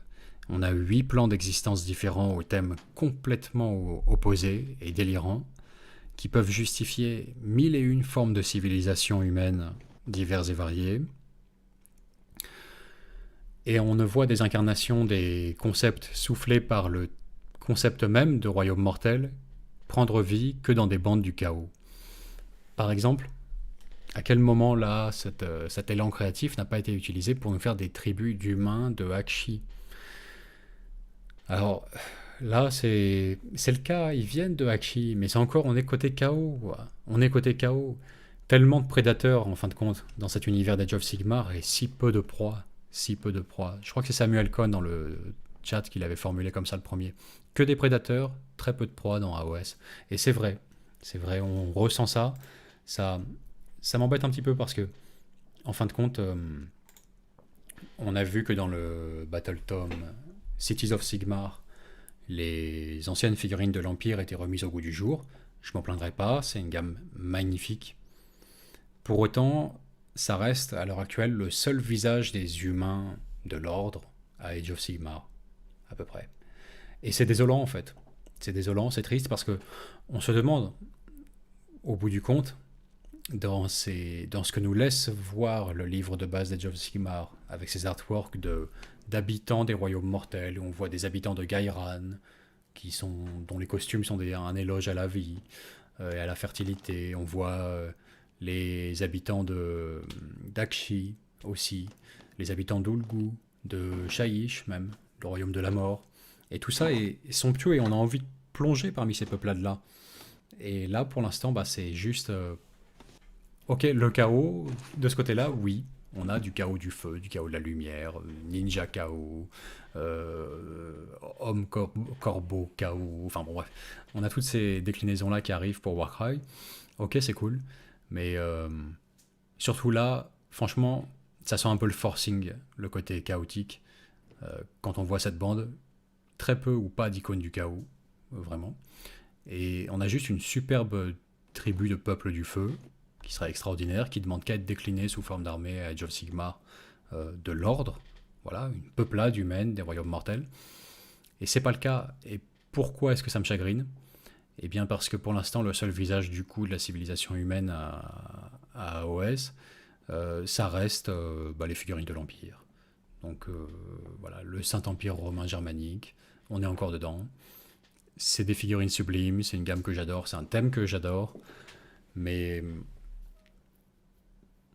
faire éclater le monde qui fut pour avoir 8 fragments d'existence, comme ça, 8 plans d'existence dont on imagine, comment dirais-je, regorgés de formes de sociétés diverses et variées. Bah, c'est dommage de rester sur côté humain gentil, c'est l'Empire, c'est tout. J'ai envie de voir ça, j'ai envie de voir des peuples de Gairan, de Ulgu, d'Akshi, de Shaiish même. Enfin voilà, j'ai envie de voir ça quoi. Et pour l'instant, c'est que des bandes du chaos. Ça me chagrine. Ah, c'est la thématique Warcry, quoi. Ouais, mais c'est débile. Je veux dire, cette, vraiment là, ce petit, ce florilège créatif, j'aurais envie de le voir exploité pour les peuplades humaines de 40K. Et là, c'est le chaos, le chaos, le chaos. Bon, Mm. voilà, c'est dommage. Bon, c'est le petit reproche que je ferais. Et c'est d'autant plus dommage que les figurines sont superbes et étaient déjà faites pour ça en fait. Elles s'y prêtaient, elles n'ont à peu près rien de vraiment chaotique. Voilà, dommage. Un petit loupé. Sinon, la boîte est belle, elle est lourde et chargée. Tu l'as, Timmy? Non, je t'ai entendu faire du bruit en arrière-plan. Je pense que tu. On va regarder ça. Parler de ça. Hop là. On parlait de ça. Ouais. Putain, alors, soit t'es tout petit, soit la boîte est énorme. Et je vous laisse deviner. Si vous voulez, elle fait à peu près la taille de. Elle fait exactement la taille de la boîte Indomitus, en fait. Ah ouais? C'est le même format. Pas plus Elle épais? est, euh, Parce que les grappes de décor, ça non. prend de la place. Non. C'est vraiment le même format. Mais c'est une fat boîte, hein. Franchement, le feeling que vous avez en fait quand vous l'ouvrez, c'est vraiment l'opulence de grappes. Parce que il y a vraiment beaucoup de grappes de décor qui permettent pas au final de faire tant de décors que ça. Parce que quand vous regardez les décors qui sont présentés, en fait, c'est beaucoup de portes, des espèces de petits ponts chaotiques et tout ça. Mais en vrai, le nombre de grappes est imposant et il est bien cool. Vous avez le bouquin de Warcry aussi dedans avec toutes les règles. Euh, les artworks aussi sont vraiment beaux. D'ailleurs, dans cet artwork là, avec le style graphique là, de Warcry qui est assez sympa, avec un espèce d'effet monochrome qui est bien cool. Donc non, franchement, enfin, c'est une boîte de démarrage sympa pour ceux qui veulent se mettre là-dedans. C'est vrai que le côté les deux armées, bon, on en pense qu'on en veut. Là, Vince, t'en as parlé longuement, je vais pas revenir là-dessus, mais ouais, non, la boîte est sympa et a l'air assez intéressante d'un point de vue modélisme. Elle attire l'œil. C'est vrai que mine de rien, même si c'est pas forcément pour faire du Warcry, les figues et les grappes de décor, en fait, moi, d'un point de vue joueur AOS et 40K, elles me donnent des idées d'utilisation pour des conversions ou à 40K ou AOS d'ailleurs. Donc c'est plus comme ça, moi, que la boîte va me faire ticker. Parce que Warcry, j'ai aucune idée de comment on joue, de à quoi correspond ce jeu et tout ça. Voilà. Quand je vois une boîte avec des tokens, je suis en mode ah, c'est marrant, il y a des tokens dedans, tu vois, ça fait longtemps que j'en ai pas vu. Mais dans la boîte est bien chargée, donc à ce niveau-là, vous ne faites pas ouvrir, ouais, ça c'est clair. Ok. Bon, très bien. Beau, ouais, jolie boîte là. Remplie de jouets. D'ailleurs, vous avez des bons petits marqueurs d'objectifs, Ouais. ça c'est vrai que je me rappelle quand j'ai vu les grappes, Énorme par rapport à c'est ça. un bon kiff, ouais. Si vous voulez des marqueurs d'objectifs narratifs, ils sont bien cool. Ouais. Alors sinon, je voulais attirer votre attention aussi sur juste une publication de Warhammer Community. Toute simple, hein, mais que j'ai trouvé un peu trop incroyable pour la laisser passer comme ça, sans en parler. Un peu d'inspiration modélisme. Ouais, c'est parti. Hop. Regardez-moi cette merveille. Là. Regardez-moi cette merveille. Sur la base du nouveau kit de Mega Gargant pour Age of Sigmar. Voilà. Bah voilà, tu vois. Voilà. Non, mais tu vois, Parlez-moi de Vince, potentiel de conversion. c'est Hmm. c'est exactement le genre de truc qui, que j'ai vu. Enfin, pas que j'ai vu arriver, mais que j'espérais voir arriver en fait grâce à ce kit. C'est-à-dire que les méga gargantes, je sais pas pourquoi, mais je trouve qu'ils ont un potentiel en fait de conversion qui est délirant. Et, c'est juste quand je vois un truc comme ça, je me dis quoi, voilà, ça y est, les possibilités sont là, quoi. C'est génial. Merci Maxime Bourré pour ton don. Si tu pourras nous le lire, Timmy, s'il te plaît, plus tard. Parce que là, j'y ai plus accès. Ouais, magnifique, magnifique. Alors c'est... comment elle s'appelle cette fille là, déjà? Laura. Laura qui a converti son propre... alors pas vraiment méga gargante pour le coup, mais une créature sortie de son imagination. Une sorte de géant qui, qui génère la vénération autour de lui dans le royaume de Shaiish, le royaume de la mort. Il s'appelle Umbawa. Umbawa, le titan ensanglanté, ou sanguinaire, je sais pas, suivant comment on le traduit. Voilà. Cette espèce de fat divinité indienne, là. C'est ça, c'est ça, c'est ça. Moi, il me fait cet effet-là, ouais. Il emprunte à plusieurs mythologies à la fois. Il est juste glorieux, en fait, le truc. Juste glorieux. Et pour l'instant, c'est la plus belle version de Mega Gargante que j'ai vue, même si ça s'éloigne complètement du concept même du géant. Mais Il y en je a le d'autres trouve extraordinaire. sur la page? Ouais, il y en a d'autres, mais je les Il y a trouve d'autres moins. exemples? Celui-ci, franchement, la conversion est naze. Le fouet, c'est zéro, ça marche pas. Enfin, non, moi, j'apprécie pas. C'est vrai qu'il y a Par aucun contre, sentiment de... ouais. Enfin, tu comprends pas pourquoi ça vole comme ça, en fait. Oui, il a rendu le kit pire enfin, moins bien qu'il ne l'était. Par contre, le travail de la peau est absolument incroyable, il est magnifique. Il est magnifique, hein. Tu sens vraiment tu sais, la transpiration du sac à bière, là. Il est magnifique. Le travail de la peau, extraordinaire. Pour la conversion, moi, je n'aime pas, c'est zéro. Et le dernier, bon, il m'inspire moins. Il m'inspire moins. En fait, je trouve que le problème de ce géant-là, c'est que dès lors que tu regardes le socle avec les deux mini Nurglings qui jouent à saute-mouton, ils lui volent la vedette instantanément. Et au calme, hein, sans conversion, issus du kit de Nurgling comme ça. Hein. Ils sont juste... je sais pas. Ils ont 10 fois plus de présence et de charisme en fait que le géant derrière. Je suis pas convaincu par le truc d'entrailles là qui fait vraiment... on dirait qu'il n'a pas mis une pièce en fait. Quoi. Ça se lit comme ça. Enfin. Bon, en C'est vrai que ça attendant... paraît très vite, ouais. ouais, Umbawa là, putain, magnifique quoi. Avec la tête du Sphyranx. Superbe bestiole. Ça me fait un peu penser au boulot pour prendre des gens de notre groupe là de Joseph Moustaki ou dans une autre mesure Gérard Moldave aussi. On retrouve un petit peu le style de peinture et de conversion. De conversion.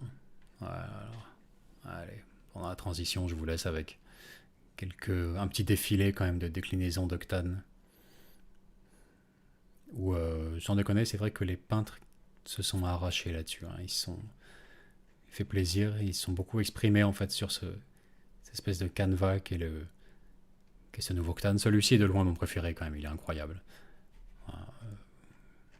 Vraiment phénoménal quoi. Même si... pas mal non plus, hein, celui-là. Pas mal non plus. Enfin. Ah, celui-là il pète. Hein. Ouais, superbe, superbe. Bon bah voilà, ça nous amène à la fin du segment news. Ça va être le moment de lire le petit don de Maxime Bourré, Timmy s'il te plaît, et qu'on enchaîne avec notre dossier de ce soir, à savoir personnaliser son armée. Voilà, les différentes approches, les écueils à éviter a priori, ce genre de choses. Alors il nous dit, après la représentation de l'humain lambda, tu as la suite Timothée? Et non surhumaine de 40k, c'est le garde de base ou la sœur, et franchement, il mérite une mise à jour nos gardes. De même qu'à AOS, ça mériterait une jolie refonte. Ouais, t'as quand même plus de variations et de déclinaisons à Warhammer 40 000 de l'humain de base, tout de même.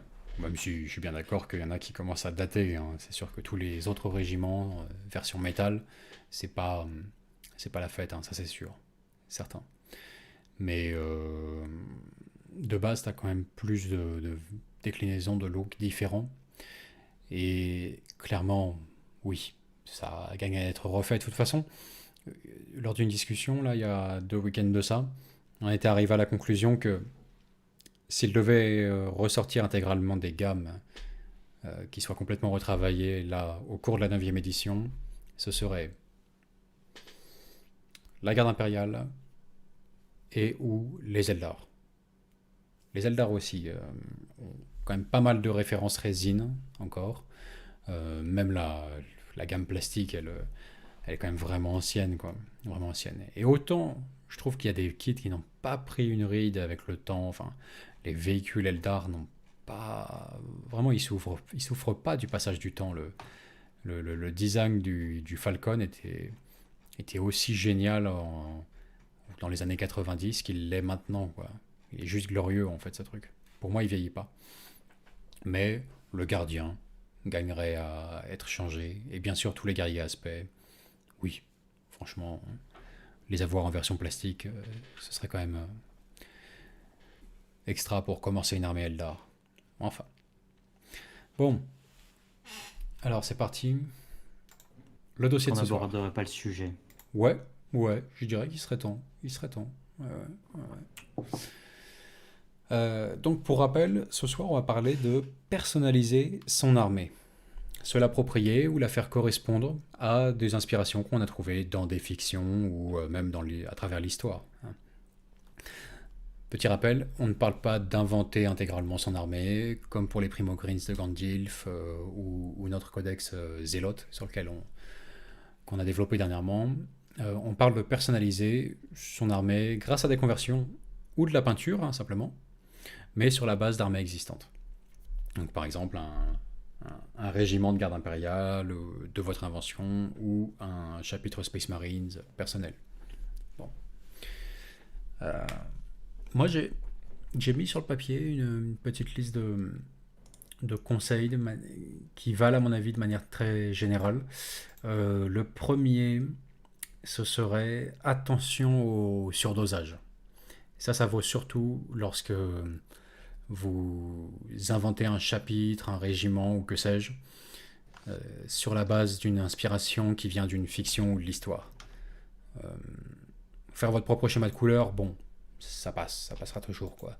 Mais lorsque vous vous dites, tiens, je vais faire un chapitre de telle ou telle inspiration culturelle qui n'a pas encore été traitée par Games Workshop, attention au surdosage, parce que quand on crée un projet sur la base d'une source d'inspiration qu'on aime, ça peut être facile d'en faire trop. Voilà. Ça peut être facile d'en faire trop, parce que si vous avez toujours un petit peu dans l'esprit que votre projet trouve une résonance chez d'autres joueurs de ce jeu, et que ça ne parle pas qu'à vous-même, il faut que ça reste tout de même dans les jalons de ce qui est communément acceptable au sein de l'univers de ce jeu, que ce soit Age of Sigmar ou Warhammer 40 000, il faut rester dans les jalons de ce qui est communément acceptable au sein de ces univers. Sinon, vous courez le risque que ça ne parle qu'à vous-même, ou bien, au mieux, à un ami ou quelques amis qui seraient exactement dans le même délire que vous. Et ça, si vous comptez jouer avec plus de personnes, si vous comptez exposer votre projet plus largement que aux potes ou à vos quelques potes qui sont exactement dans le même élan d'inspiration, qui ont exactement les mêmes goûts, etc., vous risquez de vous casser les dents si vous en avez trop fait. Et pour ça, je dirais que on peut regarder le traitement que Games fait des chapitres Space Marines de manière générale. À savoir que, oui, ils sont tous plus ou moins rattachés à une période, une époque ou une zone géographique et un temps de l'histoire donnée. Je sais pas, l'exemple le plus lambda, Ultramarines romantique. Oui, ok, c'est acquis. Mais si on observe bien, ça va presque jamais très loin.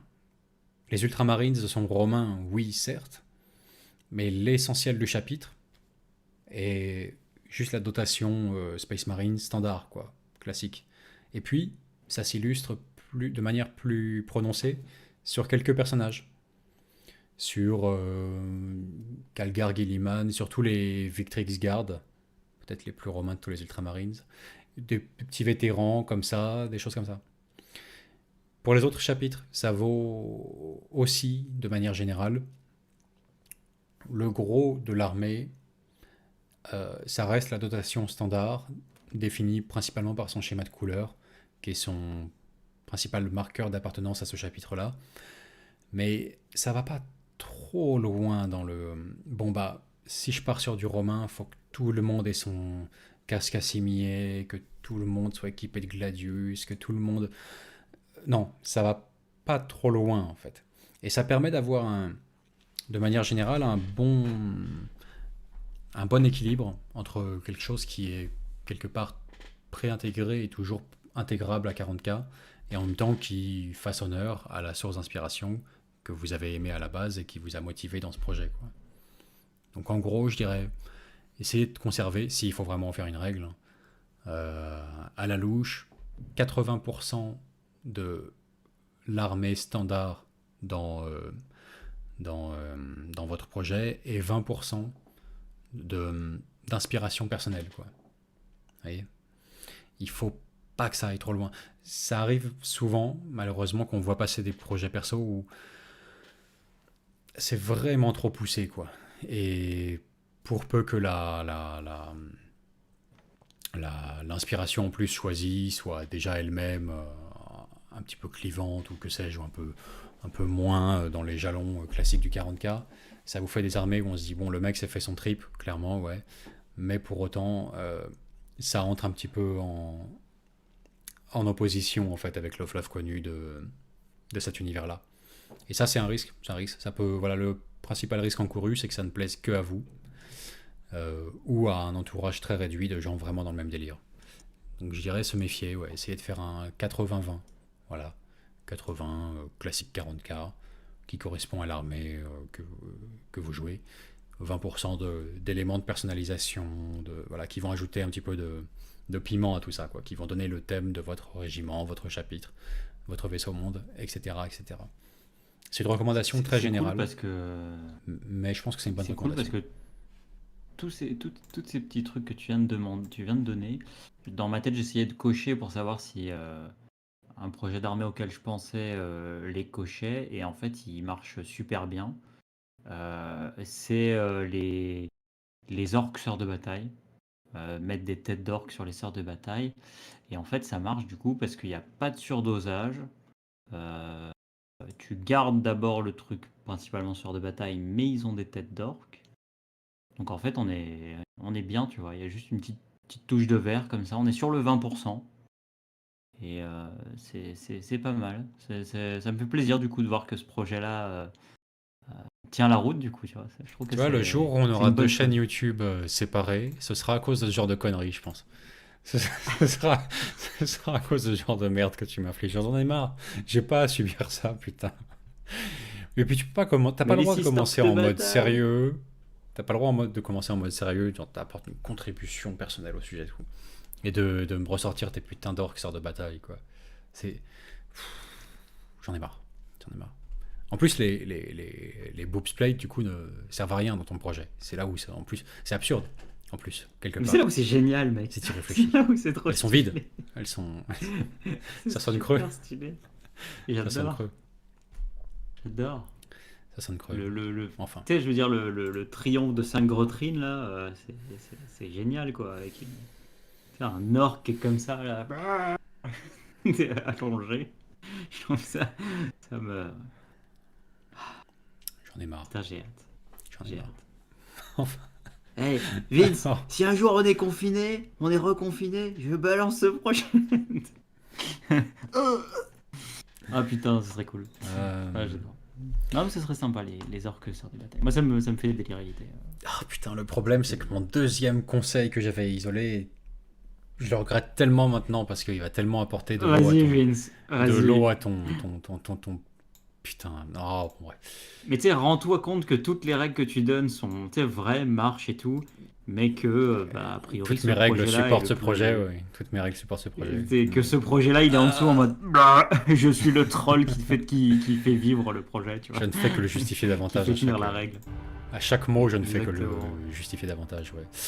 Puis Alors, tu sais, non, dans tu toute sais la quoi pensée, dans toute la philosophie orc, tu vois, plus c'est plus tu le justifies, plus il existe, tu vois. Plus tu y crois, Ouais, plus bon, tu on va voir cherches à ça. le détruire, plus il est puissant. Alors, je vais l'énoncer tel que j'avais prévu, et ça passera crème. Donc, euh, pour des conversions, si vous visez des conversions minimales et efficaces, focalisez sur la tête. La tête ou le casque, c'est la pièce qui change le plus l'apparence d'une figurine. C'est le point focal. C'est le point focal. Nos yeux se concentrent tous sur la tête de la figurine.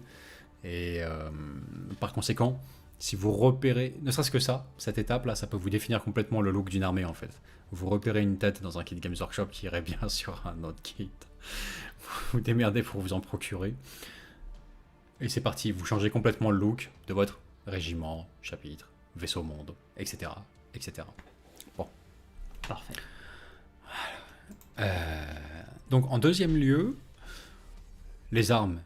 Les armes ou les bras, c'est aussi un point focal. C'est-à-dire, tête et armes, ça a toujours été les deux points focaux sur les figurines. Donc c'est ce qui modifie le plus drastiquement l'apparence visuelle dès qu'on le change. C'est vraiment les pièces sur lesquelles se concentrer pour changer le look d'une armée, on va dire le plus efficacement possible, quoi. C'est vrai. Hmm. C'est vrai.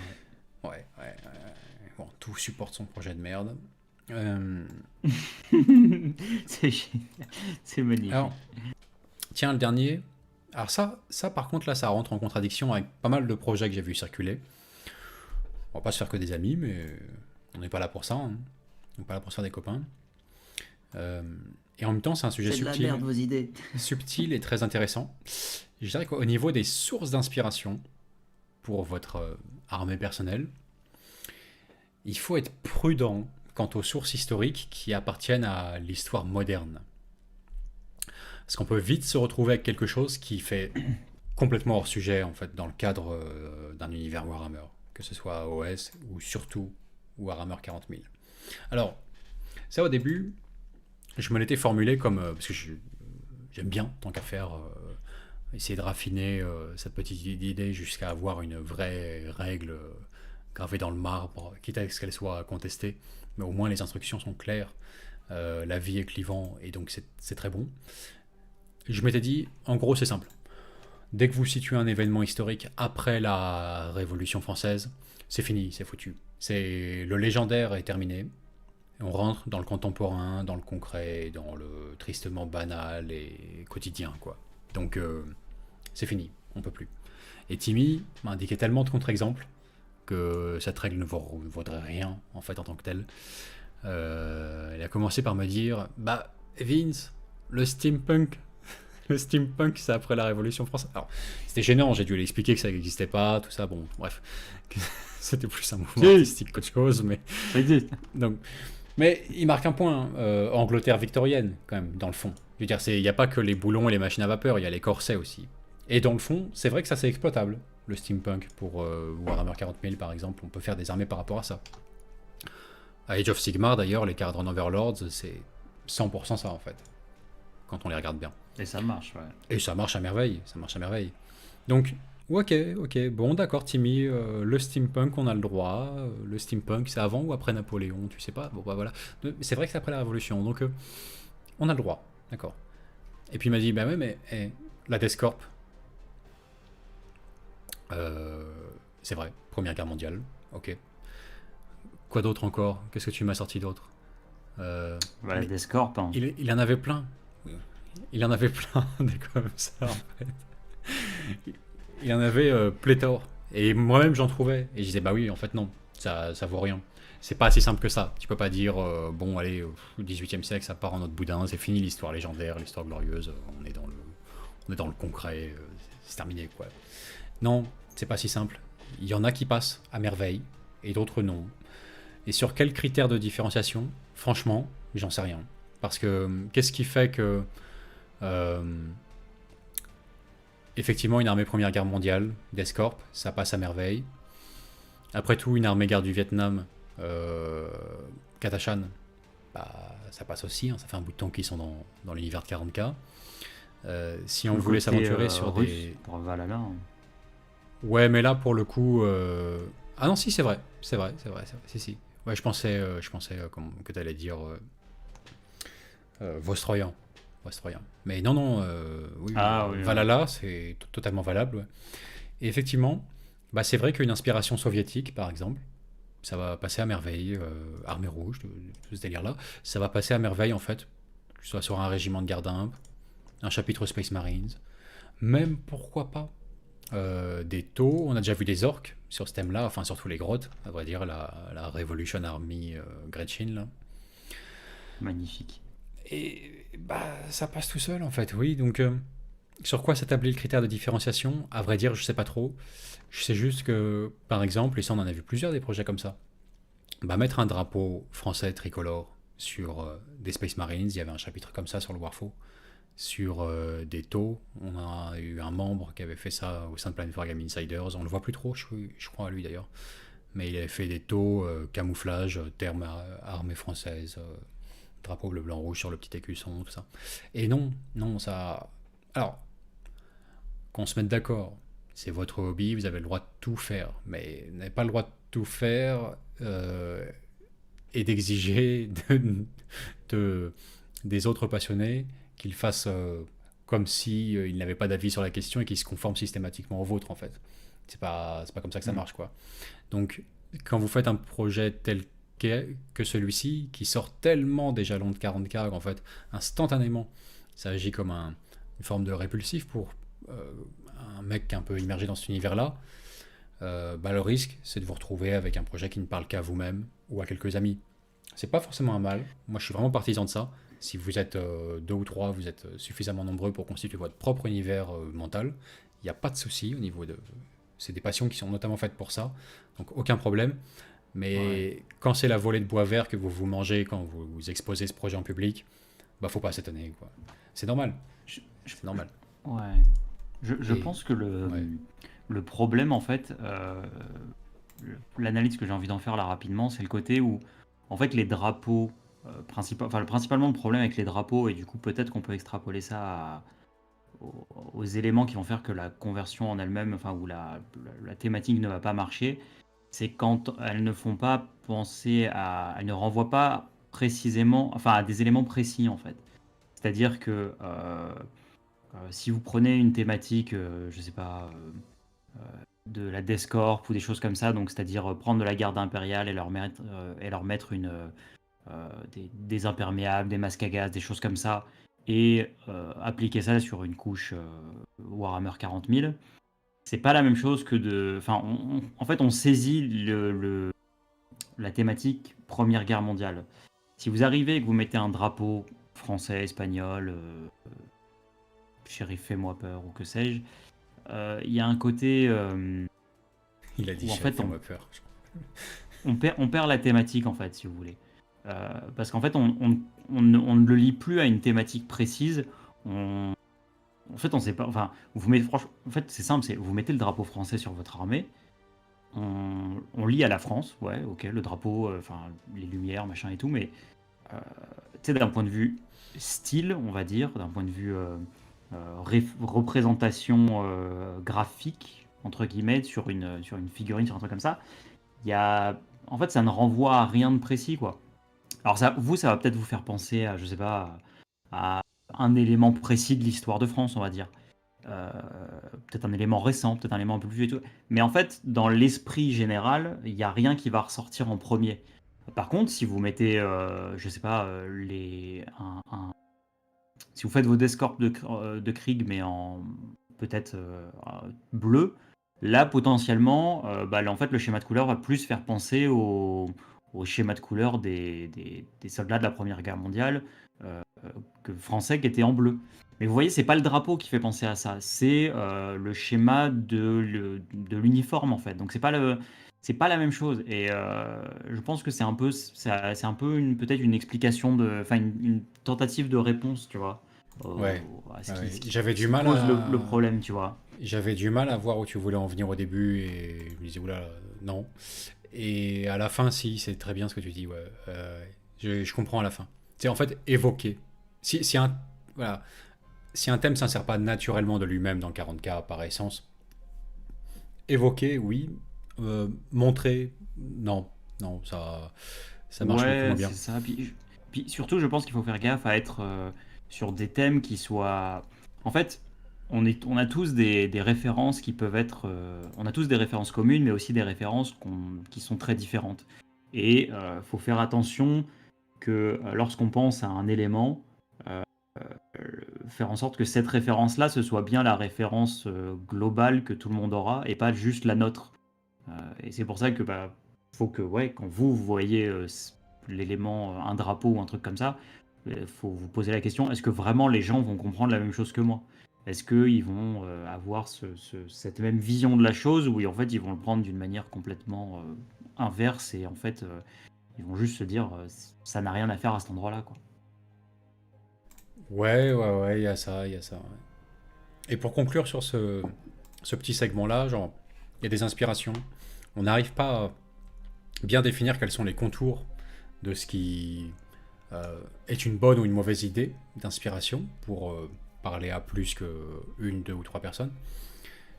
Néanmoins, j'ai envie de dire, on peut essayer de la synthétiser par un exemple qui, je trouve, peut éclairer sur la question.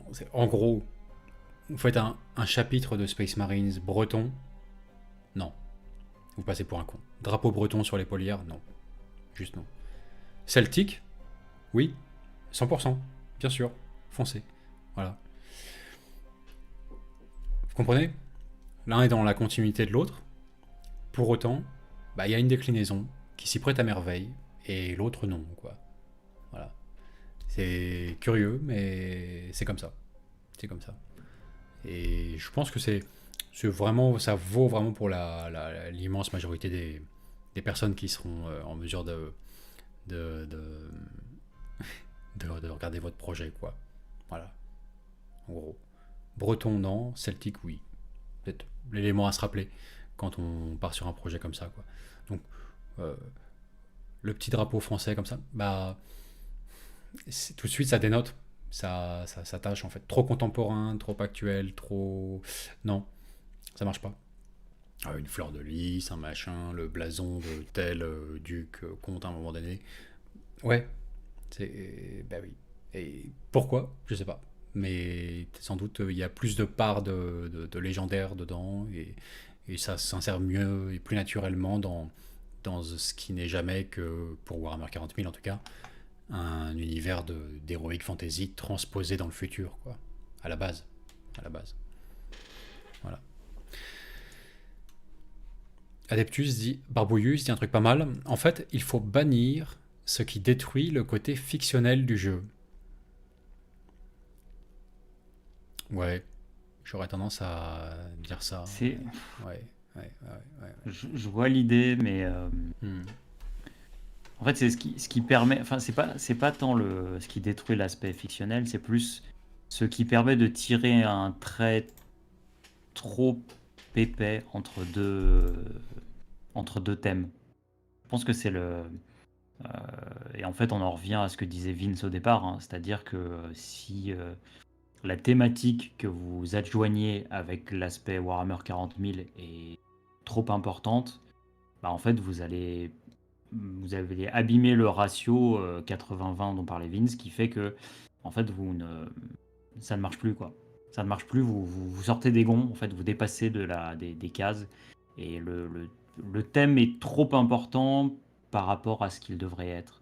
Donc c'est ouais, ne pas en faire trop. C'est vrai que c'est presque chiant de donner ça comme conseil à la fin parce que ça, tu sais, c'est presque un conseil qui marche pour tout et du coup qui sert un peu à rien, tu vois. Enfin, tu sais, genre, Bah, faut pas trop saler, faut é- pas faire trop de Écoute, il ceci. y Enfin, tu a sais, je sais Victor pas, Legendre. Victor Legendre qui, je pense, arrive mieux à synthétiser finalement cette idée-là très générale. Il dit, est-ce que justement, ce ne serait pas le fait d'être un sujet révolu qui fait sa viabilité? Bah écoute, peut-être bien. Parce que quand on y réfléchit, pour tous les un exemples sujet évoqués, révolu. c'est sûrement ça. Bah ouais. Ah ouais. C'est affaire classée, entre guillemets, tu vois. Sujet révolu. Oui. C'est pour ça que Celtic, ça passe à 200%, c'est glorieux. Breton, non. Euh, tu penses n'importe quelle phase de la monarchie en France, etc. Oui. Euh, un drapeau français sur ton armée, c'est comme un cheveu sur la soupe, tu vois. Euh, Effectivement. Et ouais, même si tu prends les exemples les plus contemporains là, qui sont exploités par Games Workshop, à savoir Première Guerre mondiale pour les Descorp, Guerre du Vietnam pour les Katachan, beaucoup plus récent encore, le thème soviétique, et allez, ouais, Valhalla, ouais, si, ça passe. Tu vois, c'est quand même, il y a un côté, la page est tournée, la page est tournée, il y a quand même ça. Alors, c'est vrai que pour le côté guerre froide soviétique, au lancement de 40K, franchement, on est sur la tangente, hein, c'est révolu depuis pas longtemps, mais ouais, je crois que c'est le marqueur de différenciation qui fait qu'un thème est exploitable très largement, sans complexe à 40K et ne créera jamais de barrière vis-à-vis du public général, ou est condamné à être votre délire personnel ou le délire des joueurs avec qui vous jouez, quoi. Enfin vos amis avec qui vous vous entendez bien. Auquel cas, je répète, c'est important ça quand même, que ce sera jamais en aucun cas un mal. Voilà. On peut faire tout ce qu'on veut. Eh oui. Mais C'est vrai que automatiquement, ça crée des après, barrières. C'est important, ça. Je vais vraiment terminer sur cette idée quand même parce que je sais que plusieurs fois le cas de figure est survenu. Ça arrive, tu vois, quand des publications hobby, automatiquement, ce sujet peut survenir. Alors, tu vas voir par exemple celui qui a fait, j'en sais rien, moi, une bande de Mordheim où c'est que des déclinaisons basées sur les princesses Disney, où c'est basé sur j'en sais rien, tu vois, tous les super-héros Story. Marvel, ce genre de trucs. Toy Story, J'ai voilà, ça. j'ai vu un gars justement faire toutes les figurines de Toy Story Ouais, en super bien peint. C'est bien à fait en plus. partir de trucs. Et c'est magnifique. C'est magnifique. C'est magnifique. Et- C'est drôle, les idées qu'il a trouvées, c'est marrant et tout. Par contre, Mm. moi, de mon Mais vivant, c'est- jamais de la vie, je joue contre un truc pareil, en fait. Ça, je préfère vous le dire. Mais c'est parce que c'est pas un projet, c'est pas un projet d'armée en fait à tenir et c'est pas quelque chose qu'il faut viser comme étant un projet d'armée à jouer, un fluff ou quoi que ce soit. À mon avis, ça c'est un Oui. projet de modélisme Ah bah pur et oui, simple. voilà, tout est C'est-à-dire que permis. c'est juste pour le kiff en fait. C'est Ouais. partez pas dans l'idée que ça ce sera votre armée, c'est glorieux, enfin c'est comme ça, c'est machin. C'est faites-vous kiffer d'un point de vue modélisme quoi. C'est autrement ça tiendra pas parce qu'il y aura des choses où soit c'est très très très très très dilué et du coup l'idée sera peut-être pas forcément comprise en fait par les gens sur ces points-là spécifiques, j'entends, hein, sur ces thèmes spécifiques. Mais sinon, ça, c'est non, faut que ça reste. En fait, faites-le vraiment en tant que du modélisme, quoi. Ouais, niveau Comme modélisme, voilà, c'est ça. on C'est cite le glorieux. kart Mario sur la peinture. C'est exactement ça. Je sais pas si vous l'avez vu, la TV là, avec Mario et Luigi dessus en Space Marine. C'est un truc, franchement, en soi, on vous décrit ça de la même manière que je vous le décris, vous avez franchement envie de vomir, quoi. Mec, tu fais Mario et Luigi en Warhammer 40 000 avec des Space Marines, mais casse-toi. Enfin, franchement, j'ai pas envie de te parler, tu vois. Maintenant, vous voyez la figurine, la conversion, elle est délirante. Dans le fond, vous avez le logo de Warhammer 40 000 qui est repris, qui est modifié pour justement faire Mario Kart 40 000. Enfin, et la figurine, elle est ouf. Elle est ouf. Mais le truc, c'est que le gars, c'est un diorama, il s'est fait kiffer, il s'est fait marrer, quoi. C'est pas un projet d'armée et il veut pas faire je sais pas, pitch en QG, quoi. C'est juste un délire comme ça, quoi. Ouais, c'est ça. Alors, je suis 100% d'accord. J'irai un peu plus loin. Ou les fous du volant, ouais. J'irai un peu. Non, mais j'irai un C'est peu plus vrai. loin. J'irai un peu plus loin. C'est complètement. Enfin, encore une fois, en petit comité, on fait ce qu'on veut. Entre vous, entre nous. Mais c'est totalement déclinable version jeu. Mais à ce moment-là, faut avoir conscience que euh, quand tu présentes ça à un joueur 40K qui veut jouer à 40K, c'est un véritable tue-l'amour que tu lui balances à la gueule, quoi. Tu l'expulses de force de l'univers qu'il aime et qui normalement vous réunit. t'arrives et t'as fait une armée de trolls, de trolls complets, tu vois, ou d'inspiration complètement HS. Bah, c'est à côté de la plaque. Forcément, ça lui retire toute son immersion, tout, enfin vraiment, vous lui coupez la moitié de sa passion, quoi. Donc, ça, certes, néanmoins, c'est déclinable à loisir en termes de jeu, pour autant que c'est librement consenti, que tu pars dans un délire, voilà, sur un thème farfelu ou un truc comme ça, pour une partie, pour une soirée, d'une certaine manière, etc., etc. Tu vois, moi, je joue volontiers contre. Toi, j'ai parlé tout à l'heure d'un projet alors, complètement imaginaire, hein, hypothétique, mais une bande de Mordheim sur déclinaison de chaque princesse Disney. Je joue volontiers contre lui, mais avec une de ses bandes, avec une armée qu'il a faite pour moi dans ce contexte-là. Euh, S'il aura su me gagner à son délire, en aparté, entre parties de vrai Mordheim, je vais pouvoir jouer à ce délire, sur ce défi modélisme, cet aspect fun et complètement décontextualisé en fait de ce qui fait l'essence du jeu, etc. etc. Et c'est vrai que, qui disait les fous du volant tout à l'heure, tout à fait à propos d'ailleurs, Massan, non? Ça doit être Massan. C'était... merde. C'était Ross... non... Ouais, typiquement, ça c'est un truc. Alors, je vais acheter l'armée à C'était Massan, Elixo. ouais. Je vais acheter l'armée à Elixo. D'ailleurs, la prochaine fois que je fais des paris audacieux en live, rappelez-moi de ne pas le faire parce qu'il y a des joueurs qui le font vraiment. Et après, je me retrouve à devoir à porter la responsabilité de ce que j'ai lancé comme défi, donc à acheter l'armée. Mais ça, je la jouerai jamais contre un joueur 40 000 lambda. Vous la verrez jamais dans un rapport narratif au sein d'une campagne qu'on organise. C'est pas possible. Je jouerai jamais dans le secteur Venexian avec. Avec, je vais me faire des courses entre les différents bolides orques sur un circuit. Et on va se faire un délire de mini-jeux comme ça éventuellement. Jeu week-end, jeu apéro, jeu pour délirer. Ceux que ça fait marrer les fous du volant, on va se faire une course des fous du volant avec que des véhicules orques. Ça oui. Mais on est presque plus dans 40K. On est dans le spin-off en fait. C'est le spin-off humoristique. C'est vrai que Je vais pas les jouer les contre orques quelqu'un, quoi.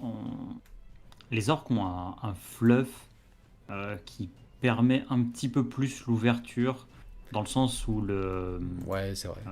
la partie humoristique est un peu plus... il y a un peu plus de permission dedans. Donc vous pouvez un peu plus vous faire kiffer et troller des choses comme ça en fait. Parce qu'il y a l'aspect parodique, il y a l'aspect humoristique dedans. C'est pour ça une armée d'orques comme celle que fait Ben de Babel Ben Mini là, avec ses orques où le chef il est sur un requin. C'est quelque chose où premier abord on peut être en mode mais qu'est-ce que tu fais, enfin, c'est quoi cette idée? Mais c'est des orques en fait. C'est pas la même chose. C'est là où en fait typiquement l'orque sur un requin il va passer, mais où le Space Marine sur un requin, bah, il va pas passer. Parce que même si vous lui mettez une thématique maori, parce que c'est un carcharodon et tout, en fait ça ne marche pas. Les Space Marines n'ont pas cet aspect parodique entre guillemets qui peut marcher de ce côté-là, quoi. Donc Ouais. vous avez vous avez peut-être un peu plus de liberté avec les orques d'une certaine manière, quoi. Bien sûr, ouais, bah, c'est ce qu'ils appellent le comic relief de cet univers-là, quoi. C'est l'exutoire comique, c'est sûr. Donc on a beaucoup plus de marge de manœuvre avec les orques, ouais. Tu vois, il y a Sorand qui me dit une armée Mad Max orc, tu la joues en tournoi? Ah, c'est complètement différent. Rien à voir. Une armée Mad Max, c'est pas une armée princesse Disney. Pardon. Mad Max, c'est 50% de l'inspiration des orques. Tu vois, eux, ils viennent avant les orques. Enfin, je veux dire, il y a quand même Mad Max, c'est quand même presque un jeu à part entière, hein, je veux dire les gars. Enfin, même ouais, deux jeux, parce que c'est quand même il y a quand même Necromunda et puis Speedfrix. Bah, tu et puis regardes Speedfrix, quoi. tous les, C'est- tous les nouveaux véhicules orques sortis en sont très directement inspirés. Enfin, le grotte attaché à l'avant du dernier Dragster, là. Voilà, Mais alors complètement quoi. Fury Road. Mais alors là c'est Fury Road. et en plus Tu peux pas- et pourtant enfin c'est vous avez juste l'aspect humoristique quoi dedans quoi. Et ça marche. Ça marche. Quoi. Ouais. Et même l'inspiration premier degré, parce que Fury Road, c'est pas que une comédie. Ok, il y a des moments où tu crèves de rire, mais c'est pas que. Tu vois. C'est pas qu'une comédie. Non, bah non, clairement non. Non, pas. Si, les Clairement, handicapés, moi j'aime clairement, bien. Moi. clairement. Ouais, si, les cul c'était marrant. Les, Mais ouais. les gros avec des longs bras, c'est ça? C'est ça, j'adore. Enfin bref. Bon. Donc oui, tu vois, ça c'est encore un autre registre, quoi. C'est encore un autre registre.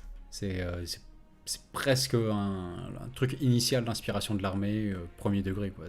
Voilà. Alors, donc voilà. LuxArt dit question sérieuse. Comment tu fais lorsque ta conversion change le profil de ton unité? Exemple, un véhicule à 4 roues que tu convertis et qui flotte ou vole.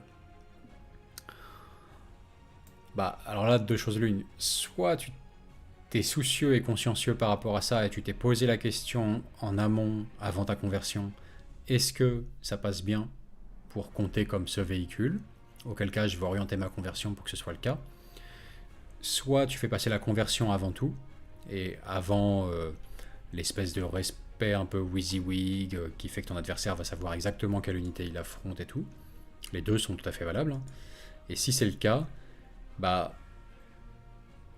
ça c'est ton choix. Soit tu inventes tes propres règles pour ce véhicule, avec l'accord de ton adversaire. Moi c'est la solution que je choisirais, parce que entre gens de bonne composition, on peut tout à fait s'entendre là-dessus. Sinon, tu acceptes un degré d'abstraction qui fait que ton véhicule, ça a beau être un genre d'aéroglisseur ou de petit antigrave ras du sol ou que sais-je, il comptera comme un véhicule normal avec des roues, puis voilà quoi.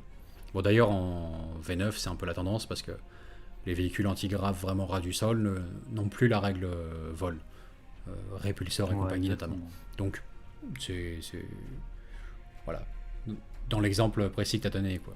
Mais il y aurait plein d'autres exemples où effectivement il va falloir que tu choisisses entre la figurine doit coller au maximum à l'équipement en fait, aux propriétés qu'elle a, soit pas accepter un degré d'abstraction, soit on invente ses règles, soit on dit que c'est comme si elle roulait ou volait ou que sais-je. Mais jouez vos répulsors en Land Raider, quoi, c'est bon. Ouais. Ça passe. Ouais.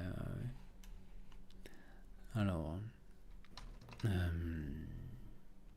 Qu'est-ce qu'on a d'autre? On va passer aux questions-réponses intégrales là. Je pense qu'on a déblayé une bonne partie de ce qu'on pouvait avoir à dire comme généralité sur le sujet, sachant qu'à chaque fois, si vous voulez, c'est quand même à prendre avec des pincettes, c'est des points à vraiment considérer, je pense, pour être sûr qu'on va pas dans le mur quand on personnalise son armée, mais en même temps, il y aura toujours des cas exceptionnels. Il y a des zones exceptionnelles. Il y a des... Alors, Voilà. C'est relatif quand même comme règle. C'est- C'est pas absolu, mais... C'est des bonnes... Thierry Born demande des ouais. drapeaux français dans une armée de l'Astra Militarum, est-ce que c'est acceptable selon vous? Sachant que c'est justifiable niveau fluff. Du coup, on va te renvoyer à la dernière demi-heure, en fait, où on a passé notre temps à dire que non. Ouais, Non, mais on peut le si tu répéter veux, ou le dire un enfin, peu court. Non. Pour faire en court, soi, non. non, franchement, non, évite, quoi. Enfin, c'est... Ouais, enfin, ça fait une demi-heure qu'on en Oui, parle, voilà. j'ai pas bah, envie de- c'est un piège, Timmy. C'est un piège. C'est un piège. Tu sais, je vais le redire d'une manière, tu sais, genre débile, Oui, qui va oui, pas faire non. sens, et c'est de la merde, du coup, ce que C'est je un vais piège, dire. oui, voilà. On a fait 30 minutes là-dessus, on va pas Non, revenir enfin, dessus. C'est bon. Ouais. Il regarde le live, s'il a pas compris aussi, il a rejoint en cours. Voilà. Hannibal Lictor dit que certaines armées sont faites pour la conversion. Orc, la bricole, le chaos, avec le côté démon, les tyrannides, même les exodites avec des sylvanettes. C'est l'histoire cohérente de l'armée qui l'a fait fonctionner. Ouais, t'as des factions clairement qui C'est sont vrai. un appel à la conversion, c'est sûr. À côté de chaos et orc, ça a toujours été vraiment la cour de récré des convertisseurs fous, quoi. Ça c'est sûr. Depuis toujours, depuis que ces factions existent, quoi. les véhicules volés ou les machines démons, ça a toujours été vraiment le champ libre aux convertisseurs de l'extrême, quoi. C'est sûr. Cela dit, on peut aussi faire des projets assez délirants et audacieux dans d'autres factions, hein. Mais ceux-là, c'est... En fait, ils te permettent de le faire unité par unité. C'est ça qui est extraordinaire, quoi. Chez les orques ou le chaos. Tu peux complètement te lâcher sur une unité, il n'y a pas de problème, ce sera disparate visuellement à l'échelle de l'armée. C'est un des effets recherchés par les armées du chaos et les armées orques. C'est fait pour ça, quoi. Ouais. Alors Albert nous dit... bah non, je réponds pas à ta question, désolé, c'est pas possible.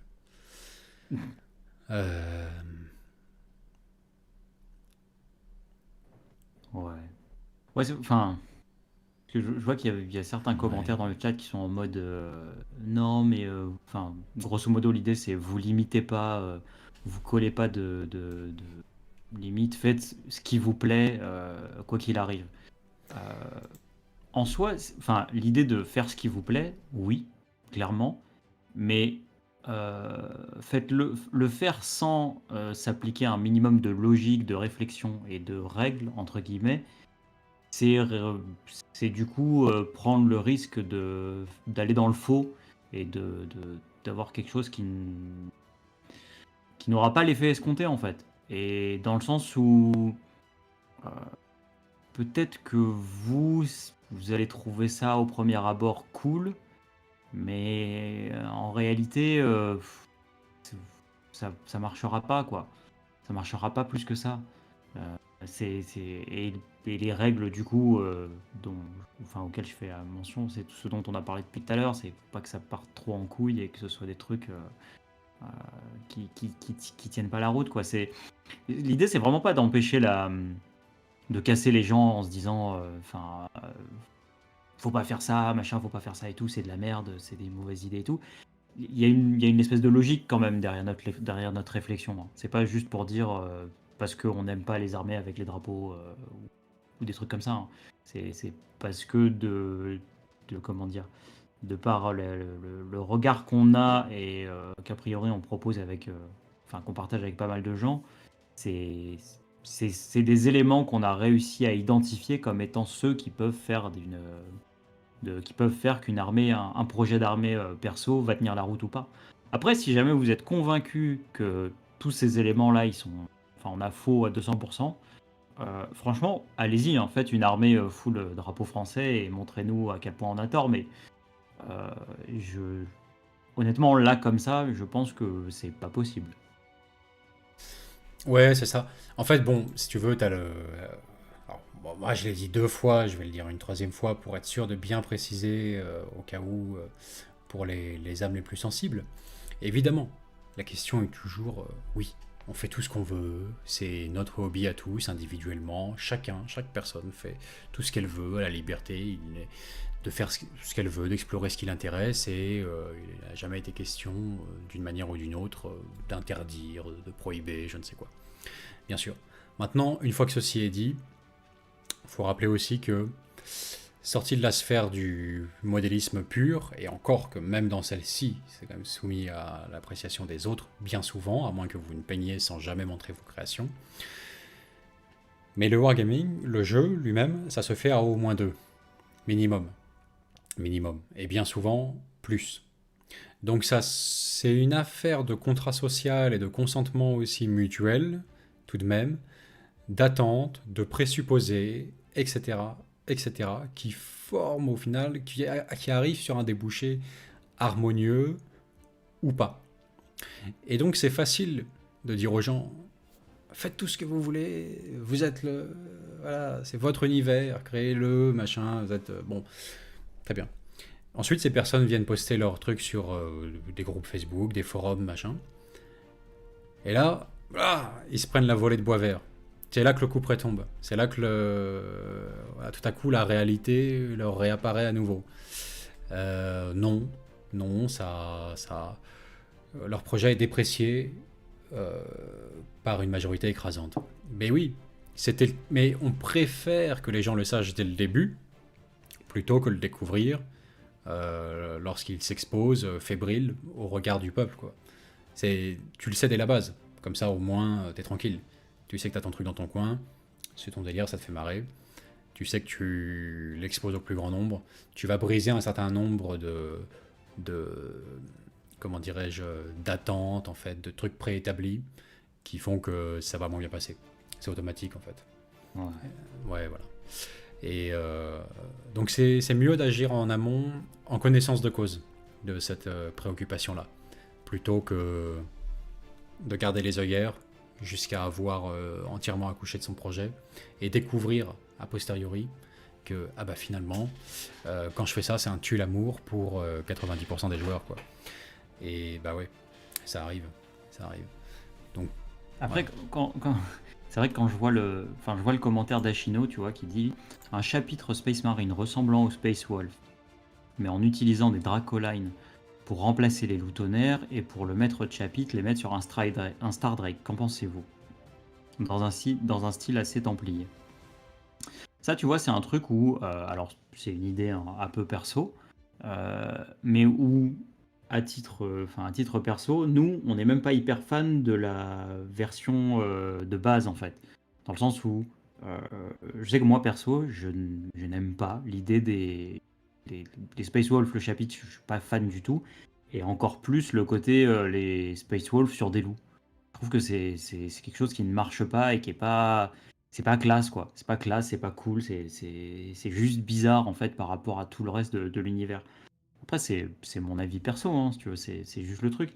Mais je trouve que c'est là aussi où, en fait, dans ce truc-là, ça permet aussi de rappeler le fait qu'on a tous des avis différents sur chaque idée et que on va avoir une vision différente du truc. Donc c'est aussi pour ça, pour mettre un peu de sel sur les idées de personnalisation et tout ça, quoi. Quoi qu'il arrive, on n'aura pas forcément la même compréhension de la chose, quoi. Ouais. Alors, Charles B disait les limites ne se situent pas seulement du point de vue historique ou du point de vue de la référence. Il y a aussi la limite du what the fuck. Il n'y a qu'à regarder les exodites à dos de dinosaures. Ah, en même temps, je serais pas prêt à parier que Games ne les ressorte pas un jour, si ça se trouve. Je- Franchement, ça reste dans l'ordre du possible. Hein. Ça reste dans l'ordre du possible. Je serais étonné qu'ils le ressortent, mais c'est possible. Pourquoi pas? Pourquoi pas? Mais oui, effectivement. Effectivement. En fait, c'est... Voilà. Ce qui est important, c'est l'espèce de forme de consentement mutuel. Et quand tu sors des jalons habituels, il faut que tu en sois conscient et que tu le saches et que tu n'attendes pas de ton adversaire qu'il il s'incline face à ton expression de personnalité débordante non plus, tu vois, parce qu'il en a une lui aussi et il a son rapport à son loisir aussi, au même titre que toi. Donc effectivement, le côté what the fuck, super, très bien. Pour des délires de modélisme, alors bien sûr, faut pas se priver à tirer l'arigot. Pour des délires de jeu, faut savoir que c'est pas consensuel dès le début. On s'aventure en dehors de ce terrain-là. Et donc ça peut passer, et même trouver une résonance similaire en fait chez la personne en face, ou bah complètement lui agir comme un tue-l'amour quoi.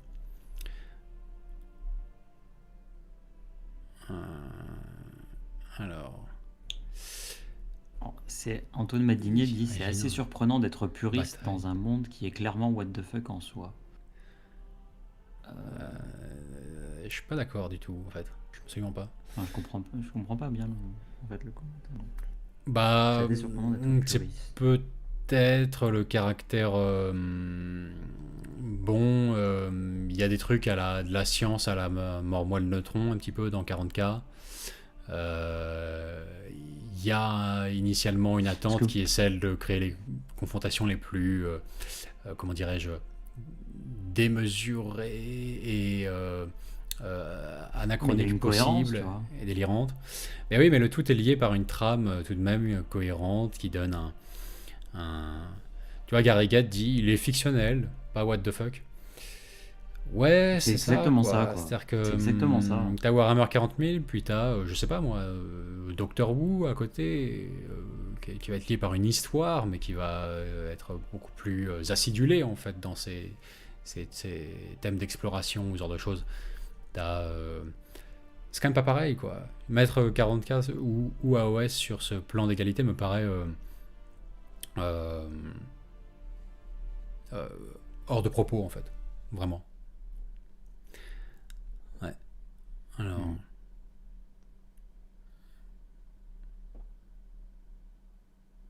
Clément connaît pas. Tiens, je sais pas ce qu'il raconte celui-là, mais je crois qu'il va me plaire là.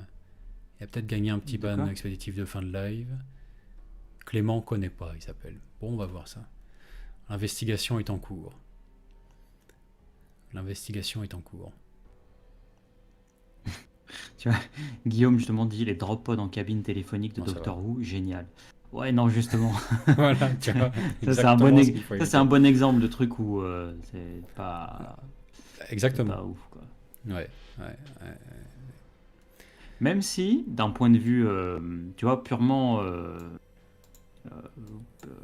comment dire, artistique et de conversion et tout ça, le drop pod, justement, sur le délire du TARDIS, donc pas juste un TARDIS que tu poses comme ça et que tu Kuntas drop pod, mais vraiment un drop pod avec un schéma de trucs et puis des conversions avec le bleu, les fenêtres et tout ça. J'aimerais bien voir, tu vois, ce que ça rend parce que ça peut être, ça peut être sympa. Maintenant, c'est un truc, c'est sympa à regarder, de le voir passer dans son feed d'Instagram et c'est bon, tu likes la photo, mais c'est tout quoi. Si tu veux, c'est un artiste qui va montrer son talent grâce à ça quoi. Mais sur une table de jeu, c'est dommage quoi. Enfin, moi, ça va me casser mon immersion en fait dans la partie quoi. Ouais. La Alors, basse Morgbill. qu'est-ce qu'on a d'autre comme commentaire? Euh, Alors. Bon, je relèverai pas l'ironie du commentaire de Zach parce qu'elle est beaucoup trop puissante et dirigée contre lui-même plus qu'autre chose en fait, mais bon. Ouais, Je non, l'ai ouais, vu, vraiment. ouais. Mais Ah je l'ai oui. vu, mais en même temps, je trouve que je trouve que son commentaire est intéressant et que la réponse en plus à ce commentaire sera importante parce que Zach dit apposer le logo d'une chaîne YouTube existante sur les polières des Space Marines, vous trouvez que ça peut aller? Je pense qu'il fait référence à Planet Wargame, mais je suis pas sûr à 100%. Au hasard. Mais au hasard. Mais c'est vrai que tu vois, typiquement, c'est un truc où au départ, et d'ailleurs en plus, est-ce que ça break pas un peu là, le seul argument qu'on avait au final qui était que tu sais, faut que ce soit un truc fini. Parce que bon, Inch'Allah, c'est pas fini, on va dire, hein, Vince. Mais le truc, c'est que Ah on non, est mais tu te perds. sur une, Ouais. on est sur une, comment dire, sur le 80-20, tu vois. 80% c'est du Space Marine et même moins de 20% en fait c'est du Planet Non, Wargame. non, Dans non, le je pense sens que où c'est tu te juste perds. le logo et c'est tout quoi. Ah, tu te perds. Franchement, euh, ils ont jamais été conçus pour être un chapitre à jouer, quoi. À la base, hein. Non, C'est des au trophées. départ, C'est des au trophées. départ.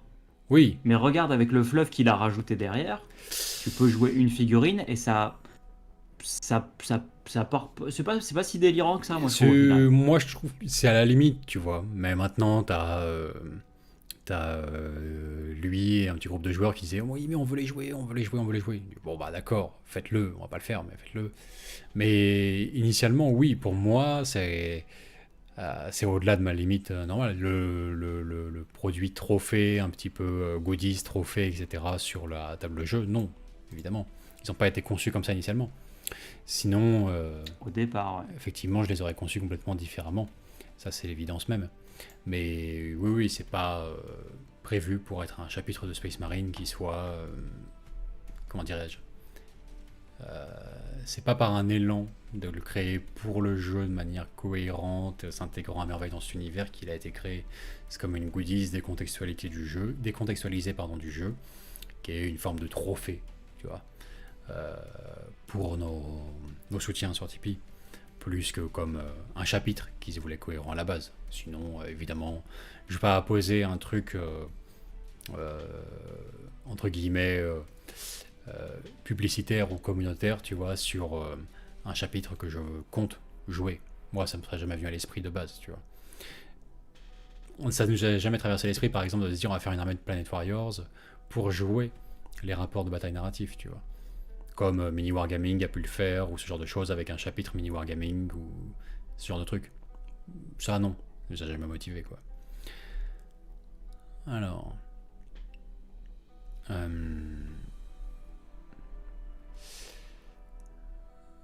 Ouais, ils font du Vos troyen dans le chat, d'accord.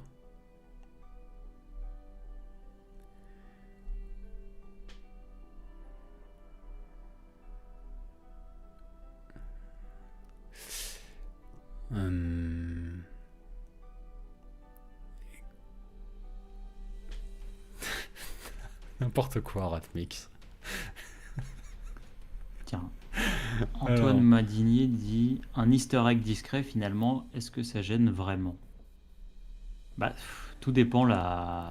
Non, non. Tout, dé- Enfin, tout degré dépend de ce que c'est, discrétion, en quoi. fait. Ouais, degré de C'est le discrétion. degré de discrétion. C'est ça. Parce que, Ouais, enfin, tu vois, typiquement, moi, quand tu me dis easter egg, le premier truc qui me vient à l'esprit, c'est un grotte glissé quelque part. Tu vois. Pour moi, c'est l'easter egg Ouais. qui tu sais, dans Warhammer 40 000, tu vois. Et tu le glisses dans voilà, pas à peu près tout, mais pas exactement total toutes les armées, mais dans une grande partie des projets, en fait, ça peut être drôle et ça peut marcher, quoi. Après, ça dépend du degré, quoi. Parce un grotte glissé sur un socle de titan ou de je sais pas quoi, c'est pas un grotte sur les épaules de ton capitaine Space Marine, quoi. C'est pas le.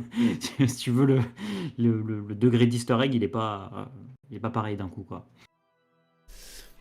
Bah pour moi, l'easter egg, par exemple, par excellence, ça va être Sly Marbo. Sly Marbo, que Games a glissé chez la garde impériale. Où oui, d'accord, ça va être l'anagramme, enfin partiel en tout cas, de Sylvester d'un côté et Rambo de l'autre. Et bon, au final, ils se sont un peu perdus dans leur easter egg parce que finalement, c'est Rambo la source d'inspiration initiale et il ressemble totalement à Il Schwarzenegger ressemble dans à Predator. C'est Donc bon, on est un peu perdu sur à qui ils voulaient faire référence à la base.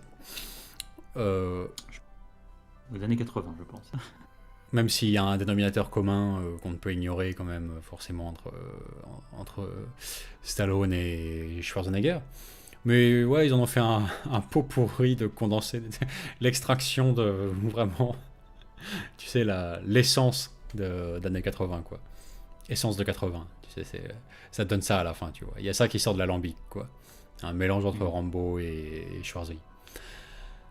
Mais ça, c'est l'easter egg, tu vois.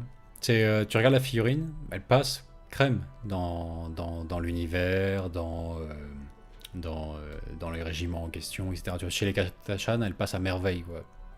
À merveille. Ouais, puis en plus, Et c'est la référence. Son équivalent chez les orques, t'as Sneakrot. Discrète. Enfin après, si on commence à partir sur les références de noms, bon ça, il y en a tellement dans 40K, il y en a quasiment que ça en fait. Hein. Tous les personnages nommés portent plus ou moins des noms de personnages historiques, ou des fois de plusieurs personnages historiques combinés, etc., etc. Ça, clairement. Mais là, c'est juste portant sur le nom, tu vois, pas le modélisme, quoi. Mais Sly Marbo, ouais, t'as ce côté-là. Et c'est le bon degré, je dirais, entre le clin d'œil marqué et appuyé, quand même, mais avec tous les efforts consentis pour que ça passe à merveille dans un cadre donné, sans en briser, en fait, les conventions, quoi.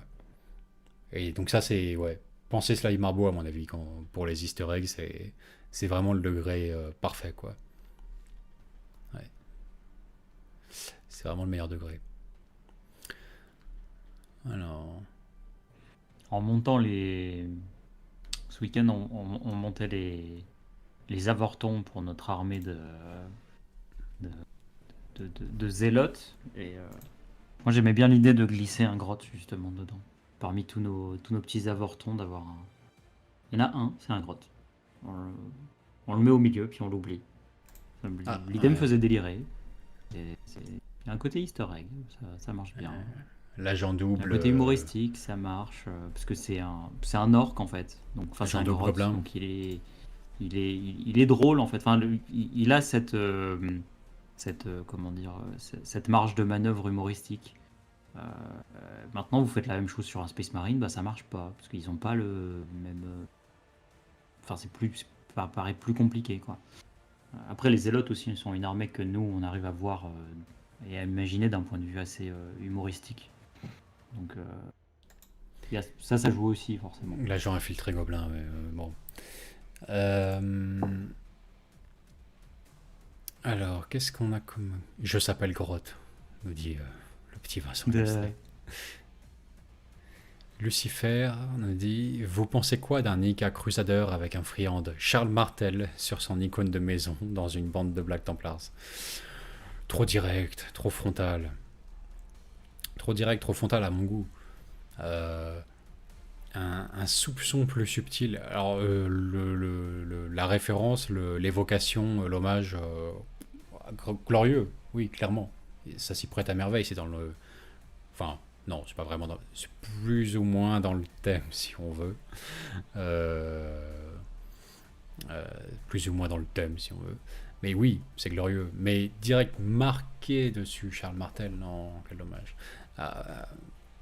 À minima, je dirais que latiniser son nom serait une bonne chose pour le faire ressembler un tant soit peu à du gothique de 40K. Gary Gett dit, mais Pépin le Bref, ça passerait. Bref. C'est vrai, du coup, oui. Oui. Ouais, super. Pipinus Brefus, là, tu vois. Ouais, non, mais c'est génial. Qu'est-ce que tu penses de ma chanoinesse, Berthaud Grandpied? C'est de la merde? Bah voilà. Ouais, tu vois, c'est pareil. Non, mais subtil. Berthaud Grandpied. Plus subtil, plus. Plus. Plus délicat. Mince. Non. Moi, je trouve. Hein. Après. Ouais. Bah, si tu veux, ça va se disputer entre les gens qui en ont rien à foutre, les gens qui oseront pas le dire, et les gens qui diront ouais, ça me sort un peu du contexte, quoi. Dans des proportions qui restera déterminées. Hein. Ça, on ne sait pas, on ne sonde pas les cœurs.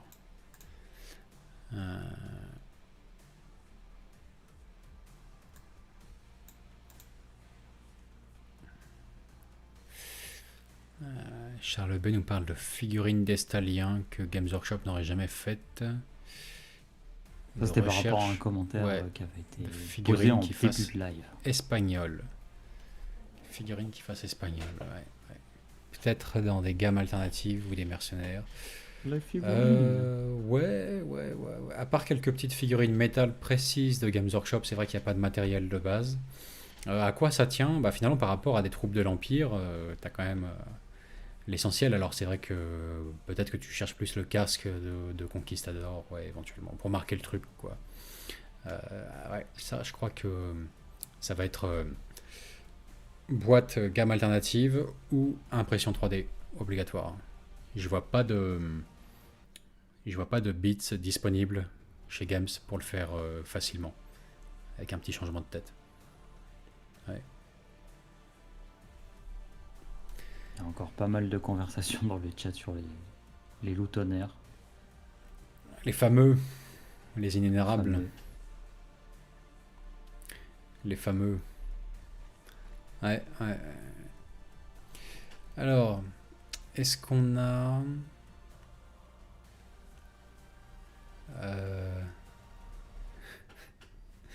Putain, avalanche de trolls, bordel, dans le... Quand je remonte en haut du fil, là. Je remonte en haut du fil. Balrog dit, moi je fais de la conversion. De la conversion sur toutes mes figues. Ouais, c'est un besoin réel qui est assez étudié du reste, me semble-t-il. Tu as des sociologues qui bossent là-dessus sur notamment par rapport aux japonais, tout ça, ce besoin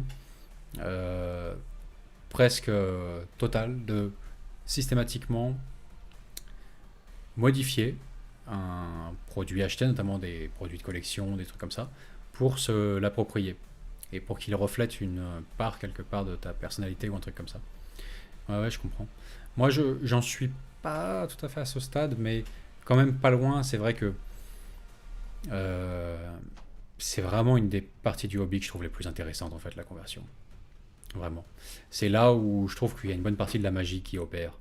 T'es là, tu fouilles dans ta boîte à bits, de petites pièces. Tu joues au Lego, en fait, hein, en fin de compte. Tu joues au Lego, plus ou moins, à la base, pour essayer de définir ton projet. Tu cherches, t'essayes. Ah, il y a un truc, mais ça colle pas, il faut affiner la chose. Tu réessayes autrement et tout. Et tu finis par presque créer quelque chose, quasiment. Alors, tu pars pas de rien, hein, qui n'existait pas, quoi. Et ça, je trouve ça extraordinaire, ouais. Ouais, j'adore. J'adore. Tu vois, typiquement, par exemple, hein, le géant qu'on a vu en début de live, là, Umbawa, il s'appelle comme ça, je trouve ça extraordinaire. La nana qui l'a fait est partie de ce kit de géant et en très peu de temps, puisque ça fait pas longtemps qu'il est disponible,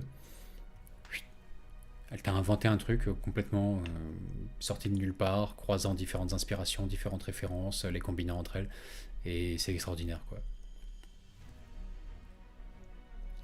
Mm.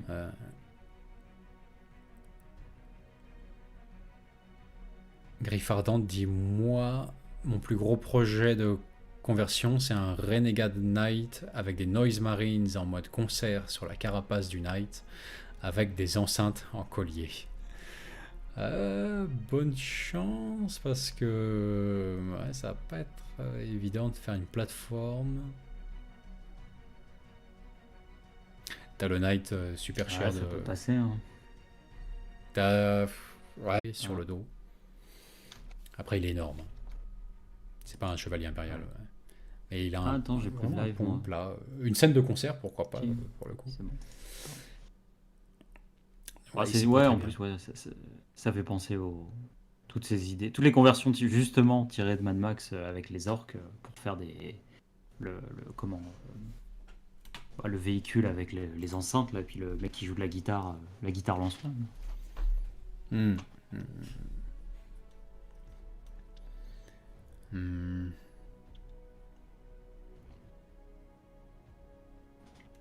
On a dit que les Space Wolves, dans leur look, se sont assagis depuis la transition Primaris et sont moins, comment dirais-je, plus génériques, quoi. Et finalement, c'est pas un mal. C'est pas un mal. Ouais, bah ça c'est un secret pour personne, hein. Il y a certaines unités Space Wolves que moi je vais pas aimer du tout, même si je reconnais que je comprends ce qu'elles ont de glorieux et pourquoi on peut les aimer. Ça après c'est des affaires de goût personnel, c'est pas applicable de manière générale. Pour autant, est-ce que ces unités sont vouées à disparaître ou pas? Est-ce que Thunderwolves Primaris tôt ou tard ou non? Je pense pas que ce soit vraiment tourner la page de la part de Games, hein, plutôt réajuster le tir, la gamme au fur et à mesure, au compte-gouttes, en fonction des sorties disponibles. Mais je serais pas étonné de voir plus de déclinaisons de Primaris propres à chaque chapitre sortir prochainement, avec notamment, je sais pas, de la garde sanguinienne Primaris pour les Blood Angels. Alors la compagnie de la mort, on peut déjà la faire, hein, finalement, avec des intercessors. Et malheureusement, bon, ça serait top de pouvoir le faire avec des Ravers. Je crois que c'est pas prévu comme ça dans le chapitre, c'est dommage. Les Ravers se prêtent à merveille à être peints en noir au sein du chapitre des Blood Angels, quoi. Tôt ou tard, Thunderwolves ou pas, je sais pas. Par contre, je suis un peu troublé par un truc. Games a annoncé la sortie d'un nouveau kit de... Comment il s'appelle? Une nouvelle unité Space Wolves, en fin de compte. C'est juste les Ravers. Et on en voit 2 sur les 5 qui ont un petit collier ou vraiment un petit collier fichet à la ceinture. Mais alors, rien de méchant. Hein. Et des têtes de Space Wolves dont je saurais pas dire, honnêtement, si c'est d'anciennes têtes de Space Marines, de Space Wolf sur des Primaris, ou si c'est de nouvelles sculptures. Mais il la présente comme un nouveau kit, vendu à part en fait. Et ça, j'avoue que ça m'a beaucoup étonné parce que Celle avec le... Ouais. où il y a deux gars où tu sais... Enfin, t'as l'impression qu'ils sortent d'un groupe de rock. Genre, il y en a un, il a un bouc et les cheveux en pétard, là, non, un truc comme ça, c'est pas ça? Peut-être, mais bon, c'est des têtes de Space Wolves, quoi. C'est juste que... Putain, j'aimerais bien retrouver la photo. Ouais, combat de patrol, ouais, d'accord. Mais en gros... Ah voilà, dans le chat. Hounds of Morkai. Les chasseurs de Psyker. Ouais, mais... les upgrades dessus, c'est... Ou alors, il y en a qui m'ont échappé. Ah, c'est Mais ça, c'est c'est les têtes léger, déjà quoi. existantes. C'est léger. En fait, c'est juste la... Ouais, c'est le kit d'upgrade, quoi. C'est le kit d'upgrade déjà existant. Et comme on peut pas adapter grand-chose sur les kits de Ravers, ça te laisse qu'un ou deux colliers et quelques têtes pour les modifier, quoi. Ouais, c'est pas glorieux, glorieux. C'est juste le kit vendu avec la petite grappe en plus de l'amélioration Space Wolf, quoi. Bon, c'est pas fou, hein, effectivement. Enfin, ça a le mérite d'exister, mais... Ouais, je pensais que quitte à leur trouver un nouveau nom, un nouveau thème, une nouvelle fonctionnalité sur le champ de bataille, un petit truc en plus. Franchement, une grappe de 5 têtes de Ravers Space Wolves avec simplement un crâne de loup à la place du crâne humain sur le faciès, par exemple. Ça aurait été sympa, je trouve. Y a pas un prêtre qui est comme ça, là, Si, oui, oui, bah après t'as les prêtres loups, mais avec les pour casques, ces là? Ravers chasseurs de Psyker, ça aurait été pas mal, quoi. Ça aurait été pas mal. Mm. Ça aurait été pas mal.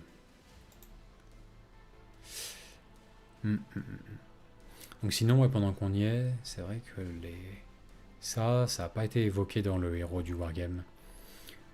Et on en a pas parlé. Ces petits formats de boîte là annoncés à l'avenir, les combats de patrol, sans déconner.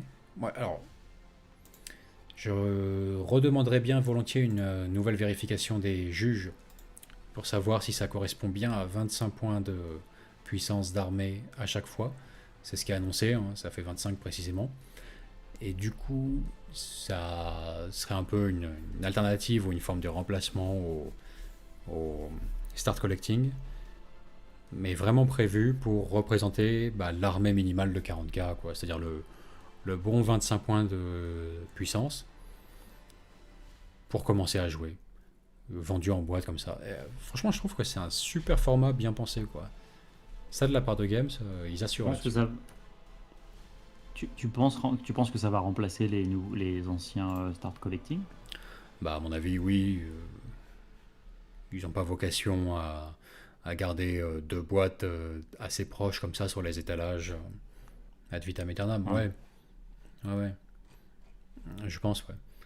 C'est plus ou moins équivalent. De toute façon, c'est un réajustement, une nouvelle sélection d'unités. Si ça a le bon goût de faire 25 points de puissance, pardon, systématiquement par boîte, bah c'est merveilleux, quoi. Que demander de plus? Regarde ça. Et après, il te l'illustre avec ce que tu pourrais ajouter pour en arriver à 50 points de puissance. Bah, je trouve ça plutôt intuitif et bien foutu pour les nouveaux joueurs, ou surtout en fait hyper tentant et difficile d'y résister comme projet secondaire, tu vois. À mon avis, c'est le genre de boîte qui va toujours te distraire de ton projet en cours. Et tout simplement parce qu'elle est beaucoup trop sexy pour y résister, quoi. Évidemment, il faut que ce soit des armées qui te parlent. Bon, c'est pas demain la veille que Timmy ou moi on fera du Space Wolf, je crois que c'est assez clair. Test Watch, c'est pas dans les projets à court terme, mais tu transposes ça à tu sais, l'armée qui t'a toujours un peu fait de l'œil, c'est juste trop glorieux pour résister bien longtemps, quoi. C'est clair. T'as le côté, t'achètes la boîte, t'as ton armée minimale, quoi. Juste trop tentant, quoi. Mais ouais, c'est bien pensé comme produit. En fait, voilà, Le caractère surtout, comme c'est égal en points, chaque combat de patrol se vaut et donc est immédiatement opposable l'une contre l'autre sur la table de jeu. C'est ça qui fait vraiment la pertinence à mon avis de ce format, tu vois. C'est même, ça pourrait être, je sais pas si ça a vocation à le devenir, un éventuel format spécifique de tournoi. Si tant est que... J'appose un peu le raisonnement Magic the Gathering ici, quoi. Un peu une forme de type 2, quoi. C'est-à-dire la rotation que des armées les plus actuelles et fixes. Tu ne peux jouer qu'une combat de patrol Games Workshop. Tu vois, avec une forme de... Pour ceux qui aiment le côté tournoi, bah, tu as forcément des considérations intéressantes sur le côté... bon, bah finalement, laquelle a la plus la faveur du public, quelle va être la plus optimale, quand on les considère les unes par rapport aux autres, tu vois. Ce genre de choses. Ça peut te créer un format en soi, quoi. Ça peut être sympa. Yanden demande, vous en pensez quoi d'ailleurs des sites de bits alternatifs? Je pense à Victoria Miniature ou Anvil Industries qui fournissent des alternatives non officielles. Victoria Miniature. Victoria Miniature. Cool à mettre dans vos armées. Ouais. Hein. Ouais. Alors Victoria, moi, c'est vrai que c'est celui qui de loin me parle le plus. Je trouve que c'est la gamme la plus variée et la plus réussie. Le style de sculpture aussi le plus élégant. Franchement, c'est une belle proposition, quoi. Bon, alors c'est du entièrement résine, j'en ai déjà commandé. Ça arrive dans l'état auquel on peut s'attendre pour de la résine standard, c'est-à-dire c'est pas génial, quoi. Mais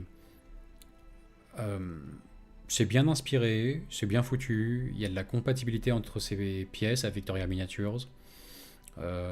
Ça propose rien de plus que d'aller se substituer à Games sur les régiments qu'il a un petit peu abandonnés ou jamais exploités. Légion Pénale, Valalan, comment il s'appelle, Premier et unique de Tanit, notamment, surtout. Même ce qu'ils appellent les Tannenberg, là, c'est les Mordians. Bah, ouais, franchement, c'est vraiment un site qui gagne à être connu, quoi. Pour peu que ça coïncide vaguement avec un projet que vous avez en tête, c'est merveilleux. Et je pense que pour les Zélotes, notamment, il est bien possible qu'on aille faire un tour sur Victoria Miniatures. Parce que... rien que leur Légion Pénale, franchement, ça se prête bien comme unité Zélote. Et leur canon, assez générique, leur canon d'artillerie, ça ferait des bons canons de récup. Ouais, franchement, c'est vraiment... Je pense parmi les sortes parties, ça doit être mon préféré, quoi. À l'heure actuelle. Merci Arieb pour le don. Ouais, merci beaucoup à toi. Merci. Il dit un second car avant je le fais toujours les lives et c'était mieux en vrai. C'est sûr que c'est mieux en direct. Bah, merci à toi. Voilà. Après que je comprends en penser d'autres, non, bah, c'est tous les... C'est quand même particulier le fait que les sites comme ça ne vivent et n'existent que un petit peu en périphérie de Games Workshop. C'est un petit peu comme, vous savez, les poissons pilotes sous les requins ou les baleines, quoi. C'est... je vais pas dire... disons qu'ils ils sont dépendants de Games et ils essaient de combler ça et là la petite faille temporaire du moment et d'offrir une proposition pour ça. C'est sûr que c'est un statut particulier, mais franchement en tant que joueur on peut pas dire que ça nous déplaise parce que ils comblent de fait des manques qui existent.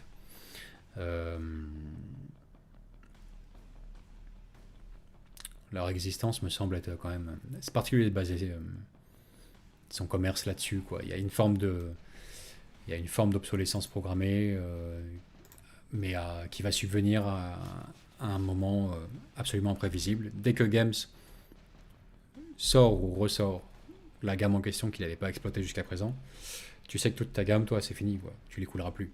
Tu t'en produiras plus jamais et le stock que tu as, déjà, il va te rester sur les bras, quoi.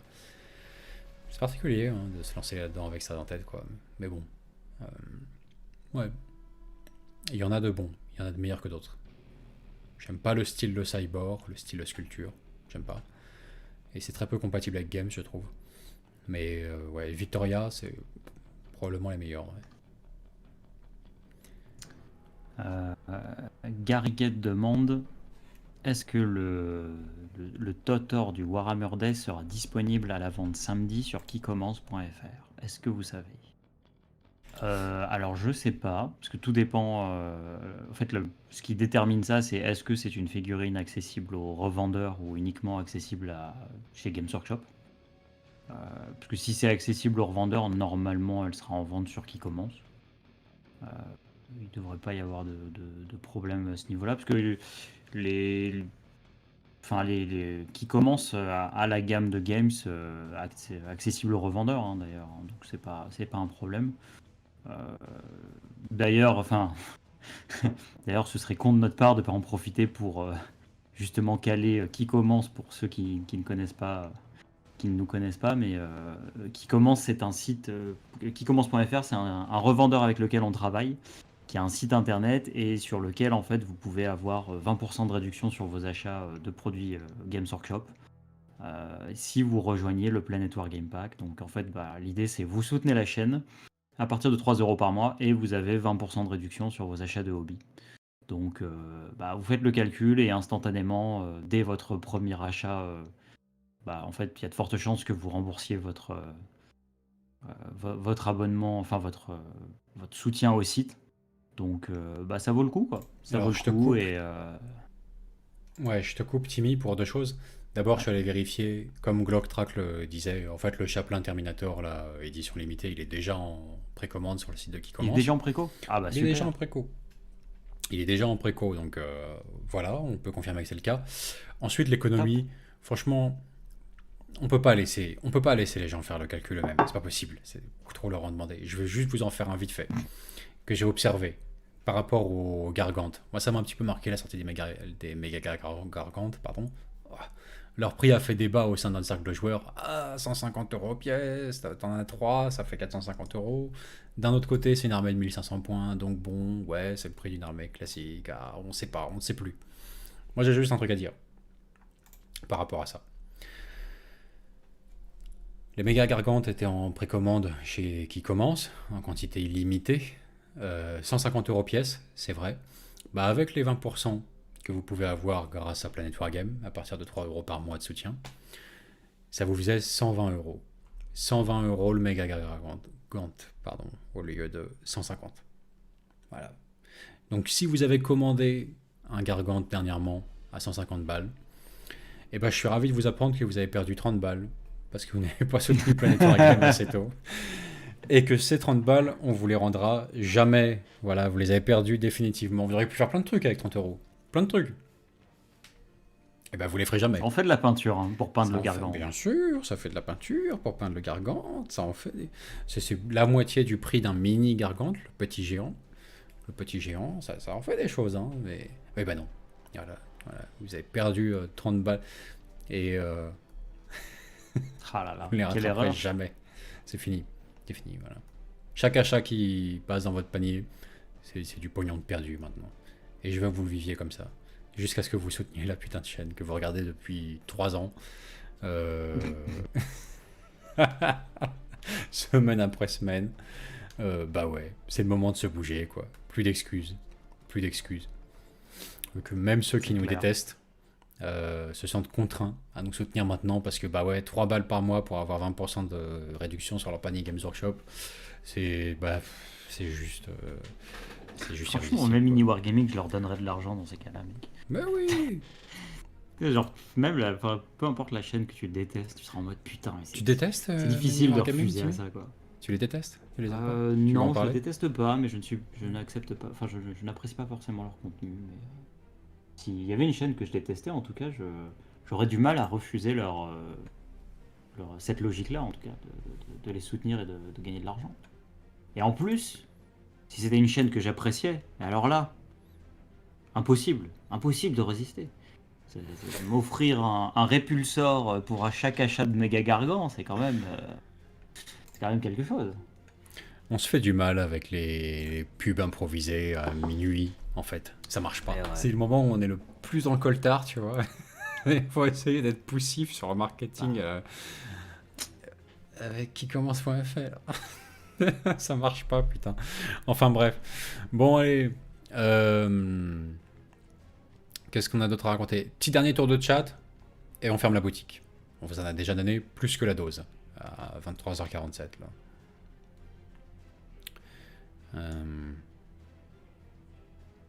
Antipan, Mini Wargaming, il y a 20% sur les Games Workshop. Tu vois? Non, Voilà. non.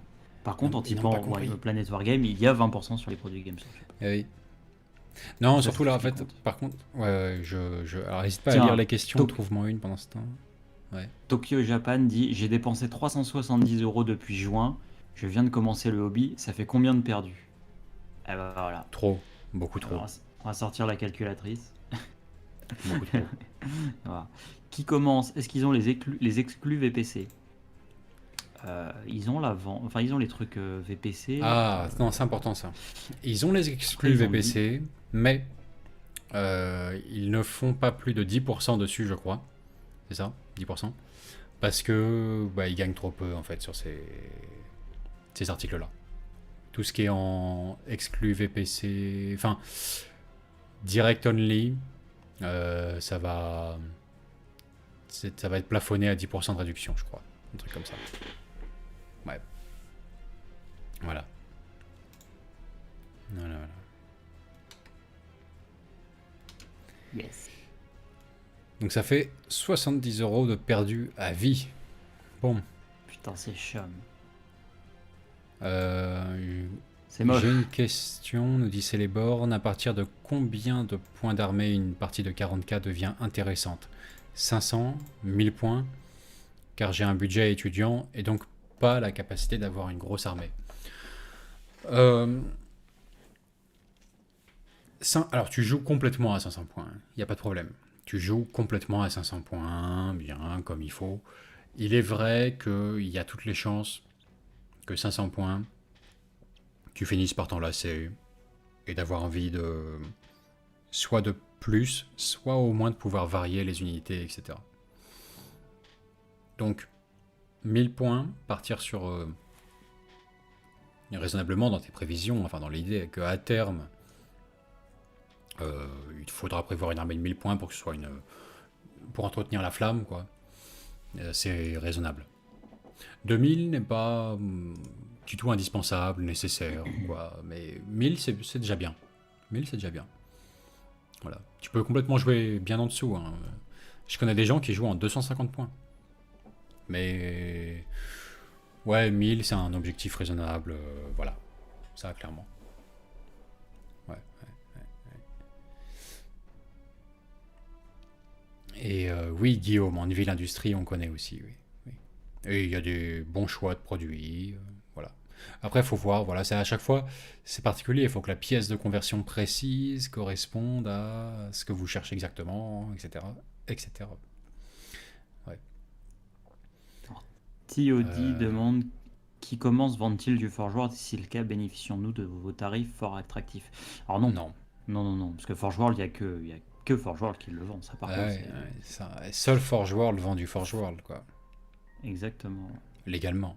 Et donc, ouais, non, ils vendent pas ça. Tiens, regarde, Fabien Death Modus dit: à raison de 3 € par mois, l'offre devient rentable à partir de 180 € d'achat par an. Par an. C'est Important, par an, tu vois. C'est Rien. ridicule. C'est un truc de ouf parce que si tu prends Bien le sûr. budget moyen d'un hobbyiste, mec, le gars il arrive, premier mois, tu sais, il fait ses premiers achats. Bon bah ça y est. 1 an de soutien à Planet Wargame, quoi. J'ai financé PW, quoi. Oui, bah c'est ça. C'est ouf. Enfin. Putain. Ouais. Alors.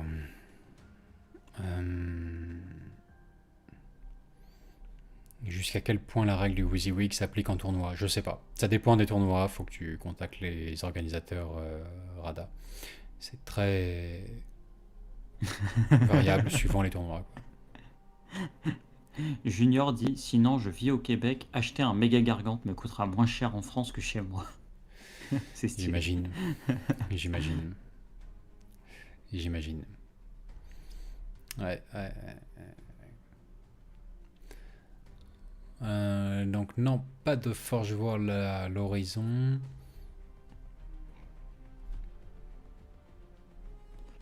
Bon, on arrive au Janté bout. dit que, ouais, il n'y a pas que le chaos et les orques à personnaliser. Le Mechanicus est fait pour aussi. J'ai pris des arcoflagellants pour mes troupes. Alors, toutes les armées sont personnalisables, détournables à l'infini, bien sûr. Il suffit d'avoir l'imagination qui va avec. C'est vrai que orques et chaos, ça s'y prête forcément bien davantage. C'est une invitation à ça, clairement, pour les modélistes. Admech, c'est marrant, je l'entends moins souvent. Je l'entends moins souvent. C'est souvent une armée qui est jouée en mode vanille, vraiment, pas de conversion telle quelle. Très souvent. Mais c'est clair que c'est un thème sur lequel on peut aussi faire des trucs délirants. Ouais, ouais. Après tout, il y a de la matière, quoi. Il y a de la matière. Ouais, ouais, ouais. Voilà, voilà. Bon, bah écoutez, on va se quitter là-dessus. Hein, on va se quitter Yes. là-dessus. Je crois qu'on a fait le tour du sujet gentiment, avec vos contributions en complément qui s'affichent là venant du chat. Donc voilà, comment personnaliser son armée avec toutes les conseils généraux sans connaître l'armée en question et le projet, ce qu'il est bon éventuellement de garder à l'esprit par rapport à ce thème-là. Voilà. Bon, et ben c'est tout. On vous laisse. On vous rappelle donc également le partenariat naissant entre Bastion Studio et son jeu La Porte des Fauconniers ainsi que Planet Wargame. Voilà. Yes. Allez faire un tour sur leur page Indiegogo. Franchement, Soutenez. ça. Ben oui, oui, oui, oui, oui. Soutenez. Si, Soutenez, c'est ça. tout simplement. Tout simplement. Ça vaut le coup. Je crois que si tu le lis juste à l'impératif, les C'est yeux dans c'est les ce yeux, qui, ça c'est passe. ce qui manquait, tu vois. C'est Ouais. soutenez. Et bonne Soutenez. soirée, tu vois. Ah, putain, c'était donc ça, tu vois. Peut-être. Ouais. Tout était là. Et bon, on verra bien. Enfin, sur ce, on vous souhaite une excellente fin de soirée, bonne nuit à ceux qui vont se coucher, portez-vous bien, surtout en cette période, et bonne peinture, bon jeu, et à très bientôt.